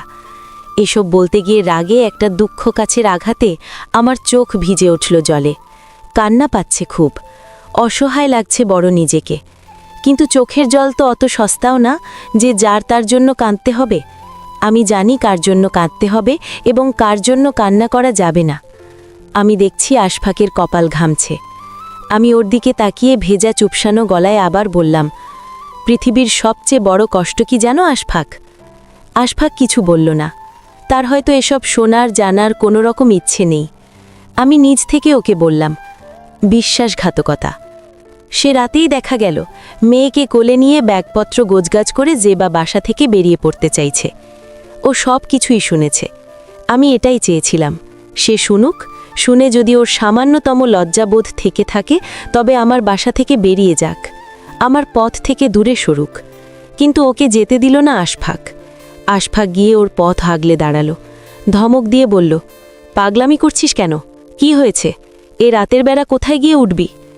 জেবা কাঁদতে কাঁদতে বলল, এসব তোদের ভেবে লাভ নাই। পারলে গাড়ির নিচে চাপা পড়ে মা মেয়ে একসাথে মরবকে, তবু আর তোর বাসায় এক দণ্ড থাকব না আমি। তোর বউ ইশারা ইঙ্গিতে আমায় নিয়ে যা যা বলেছে আমি সব শুনেছি, বুঝেছি। এসব করার ইচ্ছে থাকলে তোর বাসায় এসে তোর বউকে দেখে দেখে করতাম না কখনোই, আড়ালেই করতাম। আশফাক বলল, বাদ দে তো, ভুল বোঝাবুঝি হয়েছে এখানে, এটা নিয়ে রাগ দেখানোই তো বোকামি। জেবার আগে আগুন হয়ে উঠে বলল, ভুল বোঝাবুঝি কিসের আবার? সব দোষ তোর। কেউ আমায় জায়গা দেয়নি, নিজের বাপ ভাইও পর্যন্ত বলেছে আমার মুখ কোনোদিন দেখবে না তারা। তুই কেন আমার প্রতি দরদ দেখালি? কেন জায়গা দিলি? তোর বউ তো এরকম ভাববেই। জেবা কাঁদছে, টুকি মায়ের গলা জড়িয়ে ধরে আছে। সে বুঝতে পারছে না তার মা কেন এভাবে কাঁদছে। মার কান্না দেখলে সন্তানের কষ্ট হয়, টুকির হয়তো কষ্ট হচ্ছে। জেবা জোর করে বেরিয়ে পড়তে চাইছে। আশফাক ওর কাছ থেকে টুকিকে টেনে নিজের কাছে নিয়ে নিল। তারপর বলল, পাগলামি করিস না, তুইলে বুঝতে পারিনি। আমার দোষ আছে এখানে, বলতে পারিস সবটা দোষ আমার। তোর মেয়ে ডালিম চাইছিল, তখন ডালিম দিতে পারিনি। ওখানে ডালিম ছিল না, আমি অন্য জায়গা থেকে ডালিম সংগ্রহ করে এনেছি। কিন্তু তুলির সামনে পড়ে গিয়ে ভয় পেয়ে যাই। ভাবিন ওর কাছে যদি বলি ডালিম টুকির জন্য এনেছি, তখন যদি ও কিছু মনে করে, যদি সন্দেহ করে। জেবা বলল, তোদের সন্দেহ নিয়ে তোরা বসে থাক, আমায় যেতে দে। আমাদের মা মেয়েকে এসবের মধ্যে টানাটানি করার দরকার নেই। আশফাক বলল, তুলির হয়ে আমি সরি বলছি ভুল হয়েছে ওর, তুই এটা মনে করে রাখিস না প্লিজ।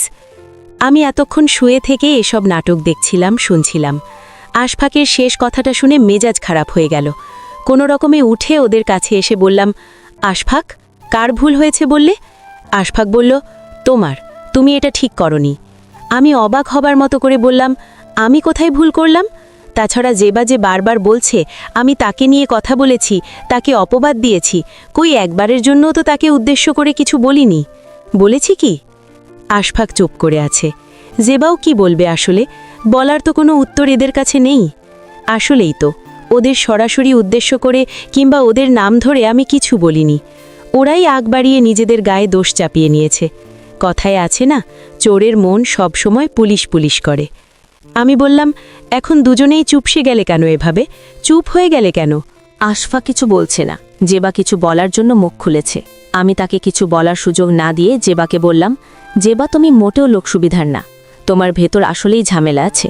তুমি নিজেকে যতটা সৎ দেখাতে চাইছো ততটা সৎ তুমি না জেবা। জেবার চোখ বড় বড় করে আমার দিকে তাকালো। ওর কপালে ঘাম জমতে শুরু করেছে, কিন্তু কিছু জিজ্ঞেস করতে সাহস পাচ্ছি না। আমি বললাম, তুমি আমার চায়ের কাপে কিসের পাউডার মেশাতে বলো তো? জেবা মনে হয় নিজের কানকেও বিশ্বাস করতে পারছে না। ও কিছু বলবার আগে আশফাক বলে উঠল, তুলি, তুমি কি পাগল টাগল হয়ে গেলে নাকি? একটা অসহায় মেয়ে এসে আমাদের বাড়িতে উঠেছে।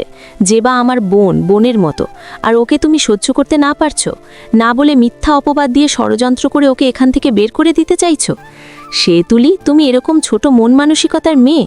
আমি হাসলাম, হেসে বললাম, আর তুমি মহান দরদি, এতই দরদি যে নিজের স্ত্রীকে ঘুম পাড়িয়ে রেখে কথাটা শেষ করার আগেই আমার সামনে এসে দাঁড়ালো আশফাক। টুকিকে ওর কোল থেকে নামিয়ে রেখে চোখ পাকিয়ে রাগী গলায় বলল, কি বললি তুই? ঘুম পাড়িয়ে রেখে আমি জেবার ঘরে যেতাম? তোর জিহ্বা আসলেই অনেক লম্বা হয়ে গেছে। তুই ইদানিং বেশি বাড়াবাড়ি শুরু করেছিস, নিজেকে বাড়ির মালিক ভাবা শুরু করেছিস। তোকে আগে জানতে হবে এই বাড়ির মালিক আমি, শুধু আমি একা। আর তুই এই বাড়ির বউ মানুষ, চুপচাপ থাকবি, বউয়ের মতো থাকবি, কম বুঝবি। আমি বাড়িতে কাকে জায়গা দিব আর কাকে বাড়ি থেকে ঘাড় ধরে বের করে দেব তা আমার একান্ত পার্সোনাল ম্যাটার। এসবের ভেতর তুই নাক গলাতে আসবি না। কোনোদিন ভাত কাপড় তোকে দেই আমি, তুই দিস না আমায়। কথাটা মাথায় রাখবি সবসময়। জেবার মুখের তালা এবার খুলেছে, সে এখন হড়বড়িয়ে কথা বলছে। বলছি, আমি অবাক হচ্ছি আশফা, তুই এরকম ইমমেচিওর একটা মেয়ে নিয়ে ঘর সংসার কিভাবে করছিস ভাই? এ মেয়ের ভেতরটা সন্দেহের বোকা ভর্তি। এই জন্য মানুষ বলে ক্লাস মেনটেন করে বিয়ে করতে হয়। আন্টি তোকে গ্রামের সাদামাটা মেয়ে দেখে বিয়ে করালেন, মেয়ে তোর কথা মেনে চলবে, মুখের উপর তর্ক ধরবে না, এখন মজা বোঝো। আমার আর সহ্য হলো না। আমি গলার আওয়াজ বড় করে বললাম, জেবা, অন্তত তুমি আমাকে নীতি নৈতিকতা শিখাতে আইসো না। অতটাই যদি ভালো মানুষ হতে তবে সংসার করে খেতে আজ এই অবস্থা তোমার হতো না। তাছাড়া ভিডিও প্রসঙ্গটা এখানে না টানলাম। আশফাক ধমক দিয়ে বলল, কি বললি তুই ওকে? কি বললি? আমি বললাম, যা সত্যি তাই বলেছি। আমার তো মনে হচ্ছে শুধু ভিডিওটা ভাইরাল হয়েছে বলে ওকে ওর হাজব্যান্ড ছেড়ে দিয়েছে, বিষয়টা শুধুমাত্র এইটুকু না। আমার মনে হচ্ছে বিয়ের পরেও এই মেয়ে অনেক কিছু করেছে, অনেক কিছু। আশফাক রাগে কিরমির করে বলল, তোর ভাগ্য ভালো যে তুই প্রেগনেন্ট, তোর পেটে আমার বাচ্চাটা, নয়তো আজ উচিত শিক্ষা দিয়ে ছাড়তাম তোকে। আমি ওর আরও কাছে গেলাম, গিয়ে ওর দিকে মুখ বাড়িয়ে বললাম, কীরকম শিক্ষা দিতে? রাতে ঘুম পাড়িয়ে কিভাবে অন্য বিছানায় যাওয়া যায়, এই শিক্ষা? আশফাক জীবনে প্রথমবারের মতো আমার গায়ে হাত তুলল। শক্ত একটা চড় আমার গালে বসিয়ে দিয়ে বলল, চুপ, একদম চুপ হয়ে যা বলছি, বাড়াবাড়ি করিস না, খবরদার। আমি বললাম, বাড়াবাড়ি করলে কি করবে তুমি? আশফাক বলল, গলা টিপে মেরে ফেলবো হারামজাদি। আমি স্তব্ধ হয়ে গেলাম শুনে।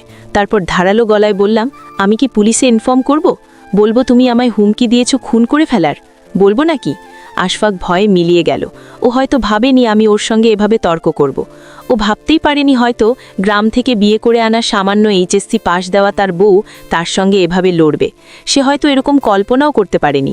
আমি বললাম, সব কিছু ভালোই ভালোই শেষ করে দিতাম, এসব নিয়ে তো বাড়াবাড়ি করতাম না, কিন্তু তুমি আমার গায়ে হাত তুলে তুই তুকারি করে হুমকি ধামকি দিয়ে ভুল করেছ। শুনে রাখো, আমি আর 10টা মেয়ের চেয়ে ভিন্ন। আমি অবশ্যই নম্র ভদ্র। কিন্তু অন্যায় অত্যাচার সহ্য করে রাতভর কেঁদে কেঁদে বালিশ ভেজানোর মতো মেয়ে তুমি এবং জীবা, তোমরা যে লয়েল না, এটা এইমাত্র করা তোমাদের আচরণেই বুঝতে পেরেছি আমি। এই কদিন যে চুপ ছিলাম, এটাই ভুল করেছি আমি। ওরা কেমন শান্ত হয়ে পড়েছে, চুপচাপ হয়ে গেছে। একেবারে জেবা চলে যেতে চাইছে। আমি বললাম, যেতে পারবে না, এখন যাওয়া যাবে না।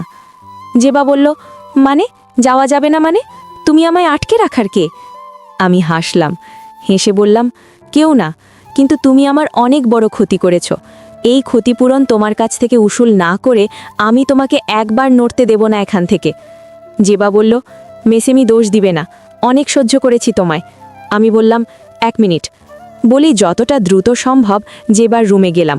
গিয়ে দেখি বালিশের নিচে তখনও পিলের পাতাটা পড়ে আছে। ও হয়তো খেয়াল করেনি। মানুষের মুখোশ উন্মোচন হবার সময় এভাবেই হয়, এক এক করে সব কিছুই প্রকাশ হতে শুরু করে। ওই পাতাটা আমি হাতে করে এনে ওদের সামনে উঁচিয়ে ধরে বললাম, জেবা, তুমি যদি এতটাই সৎ হও তাহলে এটা কি? নাকি এখন বলবে এটা তোমার না, তুমি এসব খাও না, এটা আমার ষড়যন্ত্র? জেবা কম তর্কের লোক না, সহজে সবকিছু স্বীকার করার লোকও না। সে বলল, এখানে যা যা হয়েছে এসব কিছুই তোমার করা ষড়যন্ত্র। তুমি আমাকে সহ্য করতে পারোনি, তাই এরকম করছো। এই যে চায়ে ঘুমের ওষুধ মেশাবার কথা, আমার বিছানায় এনে পিল রাখা, এসব তোমার বানানো ষড়যন্ত্র। আমি আমার মেয়ের কসম করে বলছি, আমি নিষ্পাপ, আমি এরকম কিছুই করিনি। তুই আমায় আর মিথ্যে অপবাদ দিও না। মেয়েকে নিয়ে কসম কাটার পর আমার মনে একটু হলেও নাড়া দিল। ভয় পেয়ে গেলাম আমি, ভাবলাম ভুল কিছু করছি কিনা। আমি চুপ হয়ে গেলাম হঠাৎ করে। আমার চুপ থাকার সুযোগটা নিল আশফাক। সে বলল, তুমি একটা নিষ্ঠুর মেয়ে, নির্দয় তুমি, মনে দয়া মায়া বলতে কিচ্ছু নাই তোমার। একটা মানুষ বারবার বলতে শেষে নির্দোষ, সেরকম কিছু করেনি। আমিও বলেছি আমাকে ভুল বুঝো না, আমাদের সম্পর্কটা ভাই বোনের মতো, এটা সবাই জানে, এমনকি জুইও জানে। ওকে জিজ্ঞেস করতে পারো, জুই তোমার কাছের লোক। আমাদের বিশ্বাস না করলেও ওকে তো তুমি বিশ্বাস করবে, তাই না? নাকি ওকেও বিশ্বাস করবে না তুমি? আমি আর এ নিয়ে কোনো তর্কে গেলাম না, চুপ মেরে রইলাম। চুপ হওয়ার যথেষ্ট কারণ আছে। বিষয়টা কেমন ঘোলাটে লাগছে আমার কাছে। তাছাড়া আমার ভয় ভর করছে, যদি আমি এ নিয়ে এখন বেশি বাড়াবাড়ি করি, তবে যদি ওরা আমার কোনো ক্ষতি করে বসে। মানুষের দোষ প্রকাশ হতে শুরু করলে তা ঢাকবার জন্য তারা সব কিছুই করতে পারে, এমনকি খুন পর্যন্ত করে ফেলে। আমি নির্বোধের মতো তর্কাতর্কি করলাম না, দিনের জন্য অপেক্ষা করতে লাগলাম, জুইয়ের জন্য অপেক্ষা করতে লাগলাম। জুই এলে আমার শক্তি হবে, সাহস হবে। এখানে একা আমার পক্ষে কিছুই করা সম্ভব না, কিন্তু জুই এলে আমি অনেক কিছুই করতে পারবো। অন্তত জুইকে আমি অতটা বিশ্বাস করি যে সত্যের বিপক্ষে যাবে না কখনো। অবশ্য আমার নীরবতার সুযোগ নিয়ে জেবা কেঁদে কেঁদে দুনিয়া ভাসালো তার চোখের জলে। আশফাককে বলল, কেন তুই আমায় এখানে জায়গা দিয়েছিলি? অপমান করাতে, তাই না? তোর বউ আমাকে খারাপ প্রমাণ করতে আমার বিছানায় এনে পিল পর্যন্ত রেখেছে। মানুষ এরকম কি করে হয় আশফাক? এখানে থাকতে আমার ভয় করছে রে ভাই। তোর বউ যেরকম হিংস্র, কখন জানি আবার আমার মেয়েকে ডেকে নিয়ে বিষ খাইয়ে মেরে ফেলে। আশফাক বলল, তুলি তার ভুল এখন বুঝতে পারছে। নিশ্চয়ই সন্তানের কসম করে কেউ কখনো মিথ্যে কথা বলে না। তাছাড়া তার যদি এখনও অবিশ্বাস হয়, তবে তাকে বলাই হয়েছে জুইকে জিজ্ঞেস করুক। কোনো কিছু না জেনে না শুনে কাউকে এভাবে অপবাদ দেয়া ঘৃণ্য কাজ, নোংরা কাজ। জেবা বলল, তোর অনেক ধৈর্য রে ভাই। অন্য কেউ হলে দেখতে এতক্ষণে কি করত? আশফাক বলল, রাগ মানুষকে ধ্বংস করে দেয়। তুলি ভুল করেছে বলে আমিও ওর মতো ভুল করতে পারি না। এটা নিয়ে আমিও যদি খুব উচ্চবাচ্য করতাম, তবে বাইরের লোকেরা এটা শুনত। আর এসব কথা বাইরে গেলে কেমন হতো তুই বল? তুই, আমি, তুলি, আমাদের তিনজনের কেউ কি মানুষকে আর মুখ দেখাতে পারতাম? মানুষ আমাদের মুখে থুতু ছিটিয়ে দিত না? তাছাড়া রাগারাগি করে কি হবে? এখন আমি রাগ করে ওকে বললাম, তোকে আমি ডিভোর্স দিব। তোর মতো নোংরামনির মেয়ের সঙ্গে আমি ঘর সংসার করব না। কিন্তু দিন শেষে এটা কি আমি করতে পারতাম? এটা মুখে বলা হতো শুধু। ঘুরে ফিরে তার সঙ্গে আবার ঘর সংসার করতে হতো, কারণ তাকে আমি ভালোবাসি। তাকে ছাড়া আমি থাকতে পারবো না। আমার মেজাজ খারাপ হচ্ছে এসব শুনে। আশফাকের কথা শুনে বুঝতে পারছি শাক দিয়ে মাছ ঢাকার আপ্রাণ চেষ্টা করছে সে ইতিমধ্যে এইটুকু বুঝে গেছে আমি আর যাই হোক দুর্বল কোনো মেয়ে নয়। সে বুঝে গেছে আমাকে ধমক দিয়ে কিংবা ভয় দেখিয়ে সে শান্ত করতে পারবে না। এজন্য হয়তো নতুন কসরত করছে, ইমোশনালি ব্ল্যাকমেইল করার চেষ্টা করছে। কিন্তু আমি জানি এসব কিছু আমার মাথায় নেওয়া যাবে না। আজ ওদের সব বকবকানি, অভিশাপ, অপবাদ্য শুনে আমাকে চুপ থাকতে হবে। এই রাতটা আমার নয়, ওদের। একটা রাত ওদের মতো করে যা ইচ্ছে তাই বলুক ওরা। কাল সকালটা আমার হবে নিশ্চয়ই। দিনের ফকফকা পরিষ্কার আলোতে আমি প্রমাণ করে দিব আমি নোংরা মনের মেয়ে নয়, নোংরা ওরা। ওদের মন, মগজ সব কিছুই নোংরা। রাতে আমি মেসেজ করে রাখলাম জুইকে, জানিয়ে রাখলাম আমি খারাপ পরিস্থিতিতে আছি। এখানে যা যা ঘটেছে যতটুকু পেরেছি তা বলেছি। জুই বলল সকাল হলে সে আসবে, এবং মজার বিষয় হলো সে এমন একজনকে সকালবেলা এখানে নিয়ে আসবে যে আসার পর অনেক কিছুই পরিষ্কার হয়ে যাবে। আমি সেই আশায় রইলাম, কিন্তু সারা রাত এক ফোঁটাও ঘুমাতে পারলাম না। চোখে কিছুতেই ঘুম মেলল না। ঘুম আসবে কি করে? আমি ভয়ে সবটুকু সময় আড়ষ্ট হয়ে রইলাম। ওরা যদি আমার ক্ষতি করতে চায়? আমি একা হলে অতটাও টেনশন করতাম না। টেনশন হলো পেটে বাচ্চাটার জন্য। তাছাড়া ওরা ষড়যন্ত্র করতে পারে। যে বা সাধারণ কোনো মেয়ে নয়, ওকে দেখেই আমার ভয় হয়। ও পারবে না এমন কিছু নেই। নিজের মেয়েকে শুয়ে কসম কেটে যে পাপ ঢাকার চেষ্টা করে, সে নিজের মেয়ের ক্ষতি করেও আমায় ফাঁসিয়ে দিতে পারে। ওরাও ঘুমায়নি। আশফাক আমার পাশেই ছিল। যেবার দেখলাম একটু পরপর পায়চারি করছে আর আমাকে অপবাদ দিচ্ছে। জুই এলো পরদিন সকালবেলা। সে আসার পর ওর হাত ধরে কেঁদে ফেলল জেবা। বলল, জুই, তুমি তো আমাকে চিনো, আমার সম্পর্কে জানো। আশফাকের সঙ্গে আমার কেমন সম্পর্ক ছিল তাও জানো। দেখো তুইলা আমায় আর আশফাকে নিয়ে কীরকম নোংরা নোংরা কথা বলছে। তুমি বলো আমার চরিত্রকে খারাপ জুই? যদি খারাপ হয় তবে তুমি তোমার পায়ের জুতো দিয়ে আমায় মারো। আমি তোমার বড় বোন, কিন্তু সব আমি মেনে নিব। জুইকে কিছু বলো না। সে আশফাককে ডাকল, বলল, ভাইজান এদিকে আসো। আশফাক এলো। এসে মুখ গোমরা করে বলল, বল। জুই বলল, তুমি কি যেবার মতো নিজেকে নির্দোষ দাবি করো? আশফাক রাগের গলায় বলল, তুই কি এখানে বিচার করতে এসেছিস নাকি আমাকে ইচ্ছে করে অপবাদ দিয়ে দোষী বানাতে এসেছিস? জুই বলল, আমি এ বিষয়ে কিছু জানি না। আমার জানামতে জেবা আপুর সঙ্গে তোমার এমন কিছু দেখিনি যা দেখে আমি বলবো তোমরা দোষী, তোমাদের মধ্যে খারাপ সম্পর্ক আছে। জেবার মুখ উজ্জ্বল হয়ে উঠল এই কথা শুনে। আশফাকেরও আমার শরীর কেমন ঘামতে শুরু করল। জুইকে তবে আমার সঙ্গে বেইমানি করল, শেষমেশ ওর ভাইকে জিতিয়ে দিল। জেতাবে তো সৎ ভাই হলেও তো এক বাবার সন্তান, রক্তে এদের বেইমানি মিশে আছে। জেবা কিন্তু আমায় অবাক করে দিয়ে জুই কাকে যেন ফোন করল। বলল, আপনি এখন আসুন, বাড়ির গেট খোলা আছে। ফোন করার 5 মিনিটের মধ্যেই লোকটি এলো। বয়স আশফাকের চেয়ে বেশি হবে না, তবে মাথায় চুল নেই, পড়ে গেছে হয়তো। ওকে দেখে জেবা ভয়ে মুচড়ে উঠল। আশফাকের চেহারাও পরিবর্তন হয়ে গেল মুহূর্তে। একটু আগের যে বিজয়ী চেহারা ছিল এটা বিবর্ণ হয়ে গেছে। তো এখন জুই বলল, আপনি বসুন। জেবা একরকম হুঙ্কার দিয়ে বলল, ওকে আনলি কেন এখানে? আরও কেমন নির্লজ্জ যে এখানে এসে পড়েছে। কোন সাহসে এসেছে এখানে? জুই বলল, জেবা আপু আপনি চুপ করুন, মনির ভাই আমার বাড়িতে এসেছে, আমি এনেছি খবর দিয়ে। এতে তো আপনার এরকম চিৎকার চেঁচামেচি করার কিছু নেই। আপনার বাড়িতে এলে আপনি বাহাদুরি দেখাতে পারতেন, কিন্তু বাড়িটা তো আমার। আশফাক বলল, তোর না, আমার এই বাড়ি, আমার একার, শুধু আমার। তুই কার অনুমতি নিয়ে ওকে এখানে এনেছিস? আমায় জিজ্ঞেস করে এনেছিস? জুই বলল, বাড়ির মালিককে এই হিসেবটা একটু পরে করব, এর আগে এই হিসেবটা শেষ করি। মনির ভাই, আপনি বলুন তো, আপনি কেন জেবাকে বিয়ে করেননি? জেবা তো ওই বাড়ির সবাইকে রাজি করিয়েছিল, কিন্তু আপনি হঠাৎ উল্টে গিয়েছিলেন কেন? বিয়ে করতে না করেছিলেন কেন? মনির বলল, জেবা সম্পর্কে কিছু বলতেও আমার রুচিতে বধে, ওর নাম শুনলে ঘৃণা হয় শরীরে। কিন্তু এখানে আমায় চুপ করে থাকলেও চলবে না। এসে যেহেতু পড়েছি, সত্যটা বলে যাব, বলার জন্যেই আমি এসেছি এখানে। জেবা আগে ফুসফুস করে উঠে বলল, তোর কথার 4 পয়সার দাম নাই, তুই একটা কুকুরের চেয়েও নিকৃষ্ট। তুই এখানে কেন এসেছিস তা আমি ভালো করেই জানি। এর আগে আমার ভিডিও ছড়িয়ে দিয়ে আমার সংসার ভেঙেছিস, আর এখন এখানে এসেছিস আর একটা সংসার ভাঙতে, জারজ কোথাকার। মনির হাসল, হেসে বলল, অতি উত্তেজনা শরীরের জন্য খুবই খারাপ। এসব নাটক ফাটক এখন বন্ধ করে। জেবা এসব করে আমার মুখ বন্ধ করতে রাখতে পারবে না। যা সত্য আমি তাই বলবই। আশফাক বলল, ভালোই ভালোই তুমি আমার বাড়ি থেকে বেরিয়ে যাও বলছি, নয়তো ঘাড় ধাক্কা দিয়ে বের করে দিব বলছি। তোমার জন্য জেবা কি না করেছিল বলো? শেষে তুমি ওকে বিয়ে করেছিলে, বলো করেছিলে? মনির বলল, ভাই, এরকম চরিত্রহীন মেয়েকে আমি কোন দুঃখে বিয়ে করতে যাব বলেন? আরেকজনের সন্তান পেটে নিয়ে এসে যদি কোনো মেয়ে আপনাকে বিয়ে করতে চায়, তবে আপনি তাকে বিয়ে করবেন? করবেন বিয়ে? তাছাড়া ওর সঙ্গে আমার যখন সম্পর্ক ছিল, তখন আমি ততক্ষণই ওর সঙ্গে থাকতাম। আর আপনি কতক্ষণ থাকতেন ওর সঙ্গে? আপনারা জাস্ট ফ্রেন্ডের দোহাই দিয়ে সারাক্ষণ টই টই করে ঘুরে বেড়াতেন। আর আমি যদি জেবাকে কিছু বলতাম, তখন সে বলতো আপনারা ভাই বোন। আমি কোনো রকম সন্দেহ করলেই জেবা কেঁদে কেটে তখন চোখ ভাসাতো।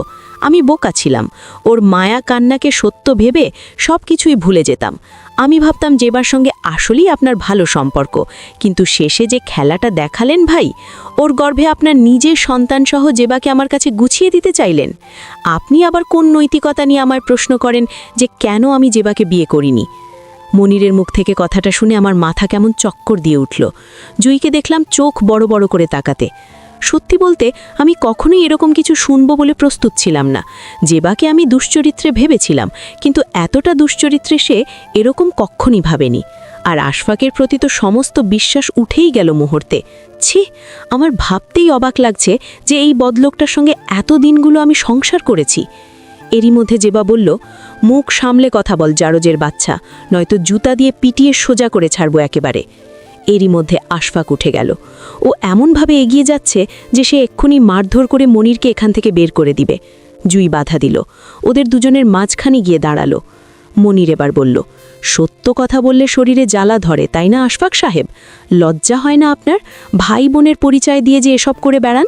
ছি, আমার তো আপনার আর জেবার মতো চরিত্রহীন মানুষদের শরীরে থুতু ফেলতেও ঘেন্না করে। জেবা যে আমাকে জারজ বললা, কেমনে বললা এটা ভাই? আমি কি তোমার মতো ছলনাময়ী? আমি কি তোর মার মতো বেঈমান? আমি একের আড়ালে অসংখ্য মানুষ নিয়ে নোংরামু করার লোক? এসব তো তোমার কাজ, নিজের বয়ফ্রেন্ড রেখে ভাই বানিয়ে ভাইয়ের সঙ্গে নোষ্টামি করে বেড়াতে সবসময়। শেষে তো ভাইয়ের সন্তানও পেটে ধরলে। এখন জারজটা আসলে কে, একটু হিসেব করে দেখো তো নিজেই। আশফাক আর জেবা এখান থেকে উঠে পড়ল। তারা এখানে থাকবে না, এই বৈঠক তারা মানে না। এখানে নাকি তাদের অপদস্থ করার জন্য বসা হয়েছে, তাদেরকে দোষী সাব্যস্ত করতে জেবার অ্যাক্সে ডাকা হয়েছে। জুই বলল, আপনার এখানে বসতে বাধ্য। মনির ভাইয়ের কথা শেষ হোক আগে, পরে দেখা যাবে কে দোষী আর কে নির্দোষ। মনির বলতে শুরু করলো আবার। সে বলল, জেবা যে ভিডিওর জন্য আমায় দোষারোপ করেছে, সে বলেছে যে আমি তার ভিডিও ছড়িয়ে দিয়েছি। এটা মিথ্যে একটা অপবাদ ছাড়া আর কিছুই নয়। তার ভিডিও আমার কাছে থাকবে কেন? আমি তো কোনোদিন তার কাছে এরকম কিছুই চাইনি। তো ওর ভিডিও যদি আমার কাছে না থাকে, তবে তা আমি ছড়িয়ে দিলাম কিভাবে? এটা যদি ছড়িয়ে থাকে, তবে এমন কেউ ছড়িয়েছে যাকে সেই ভিডিও দিয়েছিল। তাছাড়া জেবা যে ভয়ঙ্কর মেয়ে, সে নিজে নিজের ভিডিও ছড়িয়ে দিতে পারে। ও পারে না এমন কিছুই নেই। জেবার আগে অগ্নিশর্মা হয়ে উঠল। বসা থেকে এক লাফে উঠে দাঁড়িয়ে বলল, এক চড়ে তোর সবগুলো দাঁত ফেলে দিব বেঈমান। মিথ্যের পর তুই মিথ্যে বানিয়ে বানিয়ে বলে যাচ্ছিস। এইসব বলার আর জায়গা পাস না? তুই ছাড়া আর কাউকে আমি ভিডিও দেইনি, তুই এটাই করেছিস। আমার সংসার ভাঙার জন্য এটা করেছিস। জয়ী রাগ দেখিয়ে বলল, জেবা আপু, আপনি চুপচাপ বসুন, আর একটা কথাও বলবেন না, খবরদার। জেবা মুখে বিরক্তি নিয়ে বসল। মনির এবার বলল, আশফাকের সঙ্গে জেবার সম্পর্কটা কখনই আমি স্বাভাবিকভাবে নেইনি। তবুও আমি ওকে বিয়ে করতে চেয়েছিলাম। ভেবেছিলাম ওকে বিয়ে করলে সব ঠিক হয়ে যাবে। জেবাকে আমি বলেছিলাম, জেবা, আমি তোমায় বিয়ে করতে চাই। জেবা বলেছিল তার ফ্যামিলিতে বিয়ের আলাপ পাঠাতে, মাকে পাঠাতে। মাকে আমি পাঠিয়েছিলাম। বিয়ের প্রপোজাল নিয়ে ওদের বাড়িতে গিয়েছিলেন মা। ওর বাবা মা আমার মাকে তখন অপমান করে ওদের বাড়ি থেকে বের করে দিয়েছিল। মা তখন বলেছিলেন, আপনাদের মেয়েকে এখানে ডেকে আনুন, তার কাছে জিজ্ঞেস করে দেখুন সে এই বিষয়ে কি বলে। মজার বিষয় হলো, জেবাকে মার সামনে ডেকে আনলে জেবা এই বিষয়টা পুরোপুরি অস্বীকার করেছে। সে বলেছে আমার সঙ্গে তার কোনো ধরনের সম্পর্ক নাই, কখনো ছিল না। জেবার আগে ফুসফুস করছে, কিন্তু কিছু বলতে পারছে না। জুই বলল, আপনি বলুন মনির ভাই, সব বলুন। মনির বলল, এরপর আমি জেবার সঙ্গে সব ধরনের যোগাযোগ বন্ধ করে দেই। জেবাও তার চেষ্টা করেনি যোগাযোগ করতে। কিন্তু এই ঘটনার মাস তিনেক পরেই জেবা আমার সঙ্গে দেখা করতে আমাদের বাড়িতে চলে আসে। এসে সে বলে ভুল করেছে। আরেকবার যখন মা তাদের বাড়িতে গিয়েছিলেন, তখন নাকি সে তার বাবার সামনে আমাদের সম্পর্কের বিষয়টি স্বীকার করার সাহস করতে পারেনি। ভয় পেয়েছিল। পেছনের সব কিছু ভুলে গিয়ে আমি যেন তাকে মাফ করে দিই এবং তাকে বিয়ে করি।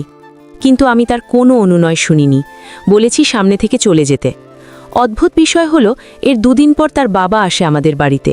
এসে আমার মাকে অনুরোধ করতে শুরু করে, এসে আমাকে খুব করে অনুরোধ করে। এমনকি মাকে বলে, আমি যদি জেবাকে বিয়ে করি তবে আমায় 10 লক্ষ টাকা যৌতুক দিবে। এমনকি আশফাক সাহেব নিজেও আসে, এসে অনুরোধ করে আমায়। বলে জেবা আমার জন্য পাগল পাড়া, আমি তাকে বিয়ে না করলে জেবা বিষ খাবে। হঠাৎ ওদের এরকম আচরণ আমাকে সন্দিহান করে তোলে। আমার প্রতি ওদের এরকম আগ্রহ কেন হলো তাও বুঝতে পারছিলাম না। আমি সঙ্গে সঙ্গে জেবার সম্পর্কে জানার চেষ্টা করি, জানতেও পারি। জেবার কাজিনের সঙ্গে আমার খুব ভালো সম্পর্ক ছিল। তার কাছে জানতে পারি জেবার সন্তান সম্ভবা। এই জন্যই তার বাবা মা টাকা পয়সা দিয়ে হলেও জেবাকে আমার কাছে গুছিয়ে দিতে চেয়েছিল। এসব শুনে আমার গা কেমন গলিয়ে আসে, ঘেন্নায় বমি আসতে চাইছে। ওদের দেখতে ইচ্ছে করছে না আর। নিজেকে হঠাৎ বড় অসহায় মনে হয়। আমি টের পাই আমার পায়ের মাটি দূরে সরে যাচ্ছে। আমার গর্ভে আশফাকের সন্তান, আমি আমার পেটে তার সন্তান বয়ে বেড়াচ্ছি। আমার আড়ালে সে এরকম নষ্টামি করে বেড়াচ্ছে। ছি। মনির আবার বলতে শুরু করল। সে বলল, আমার কাছে মেয়েকে তুলে না দিতে পেরে জেবার বাবা মা আশফাকের উপর প্রেশার দিলেন। সমস্যা হলো, আশফাক মিয়া নিজেও এই দুশ্চরিত মেয়ে নিয়ে সংসার করতে রাজি ছিল না। কারণ সে ভালো করে জানত জেবা এরকমভাবে ভাই বানাতে খুবই পটু। এই মেয়েকে বিয়ে করলে যে তার কপালে দুঃখ আছে, এটা বুঝতে পেরেই সে জেবাকে নিজ দায়িত্বে অন্য একজনের কাছে গুছিয়ে দিল। এবং সবচেয়ে মজার বিষয় হলো কি জানেন? যার কাছে জেবার বিয়ে হয়েছে সে নিজেও জেনে শুনে বিয়ে করেছে। এই কথা যে জেবা গর্ভবতী, বিষয়টা খুব অদ্ভুত লাগছে, তাই না? মনে হচ্ছে না এরকম কি কখনো হয় নাকি? পৃথিবীতে এমন পুরুষ কি আসলে আছে যে কিনা না জেনে শুনে এরকম একটা পচা কাজ করবে? আমি আর জয়ী চোখ চড়গাছ করে তাকালাম। অদ্ভুত বিষয় হলো, এখন আর আশফাক জেবাও তেমন প্রতিবাদ করছে না। আগের মতো কথা বলতে লাফিয়ে বসার দিকে উঠে পড়ছে না। মুখ কাঁচুমাচু করে নিচ থেকে তাকিয়ে বসে আছে। দেখে দেখে মনে হচ্ছে চিন্তায় মগ্ন। কিসের চিন্তা করছে ওরা? সব কিছু প্রকাশ হয়ে যাবার পরেও কিভাবে সব কিছুকে মিথ্যে প্রমাণ করে দেওয়া যায় এরকম কিছুর পরিকল্পনা করলে ভুল করবে। আমি আমার সিদ্ধান্ত ইতিমধ্যে মনে মনে নিয়ে নিয়েছি। এখন আশফাক নিজেকে ধোয়া তুলসী পাতা প্রমাণ করুক, অথবা প্রমাণ করতে না পেরে শব্দ স্বীকারই করুক, আমি আমার যা করণীয় তাই করবই। পিছু পা হব না এক পাও। মনির কারো কোনো সাড়া শব্দ না পেয়ে নিজ থেকেই বলল, অন্যের সন্তান গর্ভে নিয়ে আসা কোনো মেয়েকে কোনো পুরুষ বিয়ে করবে না তা ঠিক, কিন্তু কিছু না পুরুষ আছে তারা করবে। যেবার যার কাছে বিয়ে হয়েছিল সে আসলে কোনো পুরুষই না। আশফাক আগে থেকেই এই লোককে চিনত। এই লোকের ছোটোখাটো একটা ফার্মেসি ছিল। আশফাক ওখান থেকে ওষুধপত্র কিনত। সেই সুবাদে ওই লোকের সঙ্গে তার বিরাট খাতির হয়ে যায়। এই লোকের সব কিছুই জানত আশফাক। এই লোকের জনম জনমের শখ তার ফার্মেসিকে দাঁড় করানোর, বড় করবার। আশফাক তাকে বলল, ফার্মেসি দাঁড় করিয়ে কি করবেন? অনেক টাকা পয়সা ইনকাম করবেন তাই তো? এত টাকা পয়সা ইনকাম করে কি করবেন? কার জন্য এসব করবেন? সংসার তো করবেন না, করার ক্ষমতাও নাই আপনার। তাহলে শুধু শুধু এত বড় শখ করে কি লাভ? যেবার হাজবেন্ড তখন উত্তর দিতে পারেনি। উত্তর দিবে কি করে? আশফাক তো ভুল বলেনি। পরে আশফাক নিজেই বলল, এখনও বয়স আছে, সময় আছে, নিজের সব শখ আল্লামাটি দেওয়ার কি দরকার? ইন্ডিয়াতে এত ভালো চিকিৎসা আছে, অনেকে চিকিৎসা করে সুস্থ হয়ে যাচ্ছে, শুধু টাকাটা বেশি ঢালতে হয় এই আর কি। লাখ লাখ টাকা লাগবে। টাকা হলে আজকাল এসব ঠিক করা কোনো বিষয় না। এমন চিকিৎসা দিবে ওরা, দেখবেন সব ঠিক, আপনি পুরোপুরি সুস্থ। যেবার হাজবেন্ডের মাথায় বিষয়টা গেঁথে গেল। যাবার কথায় পৃথিবীতে কোনো পুরুষ চায় না নিজের অক্ষমতা নিয়ে পুরুষের জীবনযাপন করতে, কিন্তু বেচারার ঘাটে তো পয়সাপাতি নাই, ঘরের আলমারি খালি। সে হতাশার গলায় বলল, 10 টাকার মোরাদ নাই আর লাখ লাখ টাকা, টাকা কি গাছে ধরে ভাই? আশফাক সঙ্গে সঙ্গে টোপ ফেলল। সে জানতো এই টোপ গেলবে জেবার হাজবেন্ড, কারণ পৌরুষ হয় সবাই বাঁচতে চায়। পৌরসত্বহীন জীবন তো সে এতকাল কাটিয়েছে। এই জীবনের স্বাদ নাই, রুচি নাই, ভালো লাগা নাই। এমন রুক্ষ জীবন সে আর যাপন করতে পারছিল না। যে করে হোক এই অপমান আর অভিশাপের জীবন থেকে সে বেরিয়ে আসতে চেয়েছিল, কিন্তু পয়সার জন্য কিছুই হচ্ছিল না। অবশ্য ঢাকার দেওয়ালে দেওয়ালে এসব পোস্টারে লেখা এক ফাইল যথেষ্ট দেখে বহু দৌড়ঝাঁপ করেছে এসবে। ওখানে গিয়ে ভাঙা কিছু পয়সায় খরচ করেছে শুধু। ফলের ফল গোল্লা এসেছে সবসময়। আরও হতাশ হয়ে এসেছে, ভেবে নিয়েছে আর কোনোদিন সে সুস্থ হতে পারবে না। এই আজন্ম অভিশাপ আর তাকে ছেড়ে যাবে না। আশফাক তাকে ভরসা দেয়, বলে, টাকা নিয়ে ভাববেন না ভাই, আপনাকে আমি 10 লাখ দেব, একটা পয়সাও কম দেব না। আপনি একটা একটা করে নোট গুনে নেবেন, সমস্যা হবে না। যেবার হাজবেন্ড জানতে চাইল, যেখানে কেউ কাউকে 1 টাকা দিতে চায় না, আর আশফাক তাকে 10 লাখ দিবে, এত টাকা সে কেন দিবে? ঘটনা কি? টাকা কি হাতের মোয়া হয়ে গেছে নাকি আজকাল? আশফাক অফার দিল, বলল যেবার বিষয় সব খুলে বলল। যেবার হাজবেন্ড প্রথমে ইতস্তত করলে, পরে বুঝতে পারল তার সবার আগে পুরুষ হতে হবে। ওই পুরুষত্বের অভিশাপ থেকে যে করে হোক সবার আগে তাকে বাঁচতে হবে।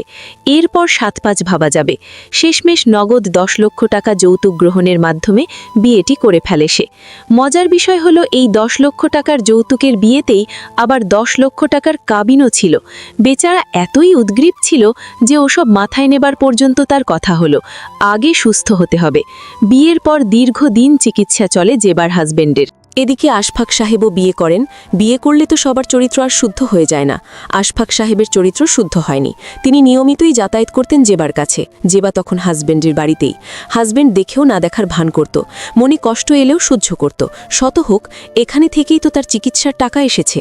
এই টাকা না এলে তার চিকিৎসা হতো কি করে? হয়তো সে তখন অপেক্ষা করেছে সঠিক সময়ের জন্য। জেবা যে সন্তান গর্ভে নিয়ে এসেছিল, বিয়ের 8 মাস পর সেই সন্তান ভূমিষ্ঠ হয়।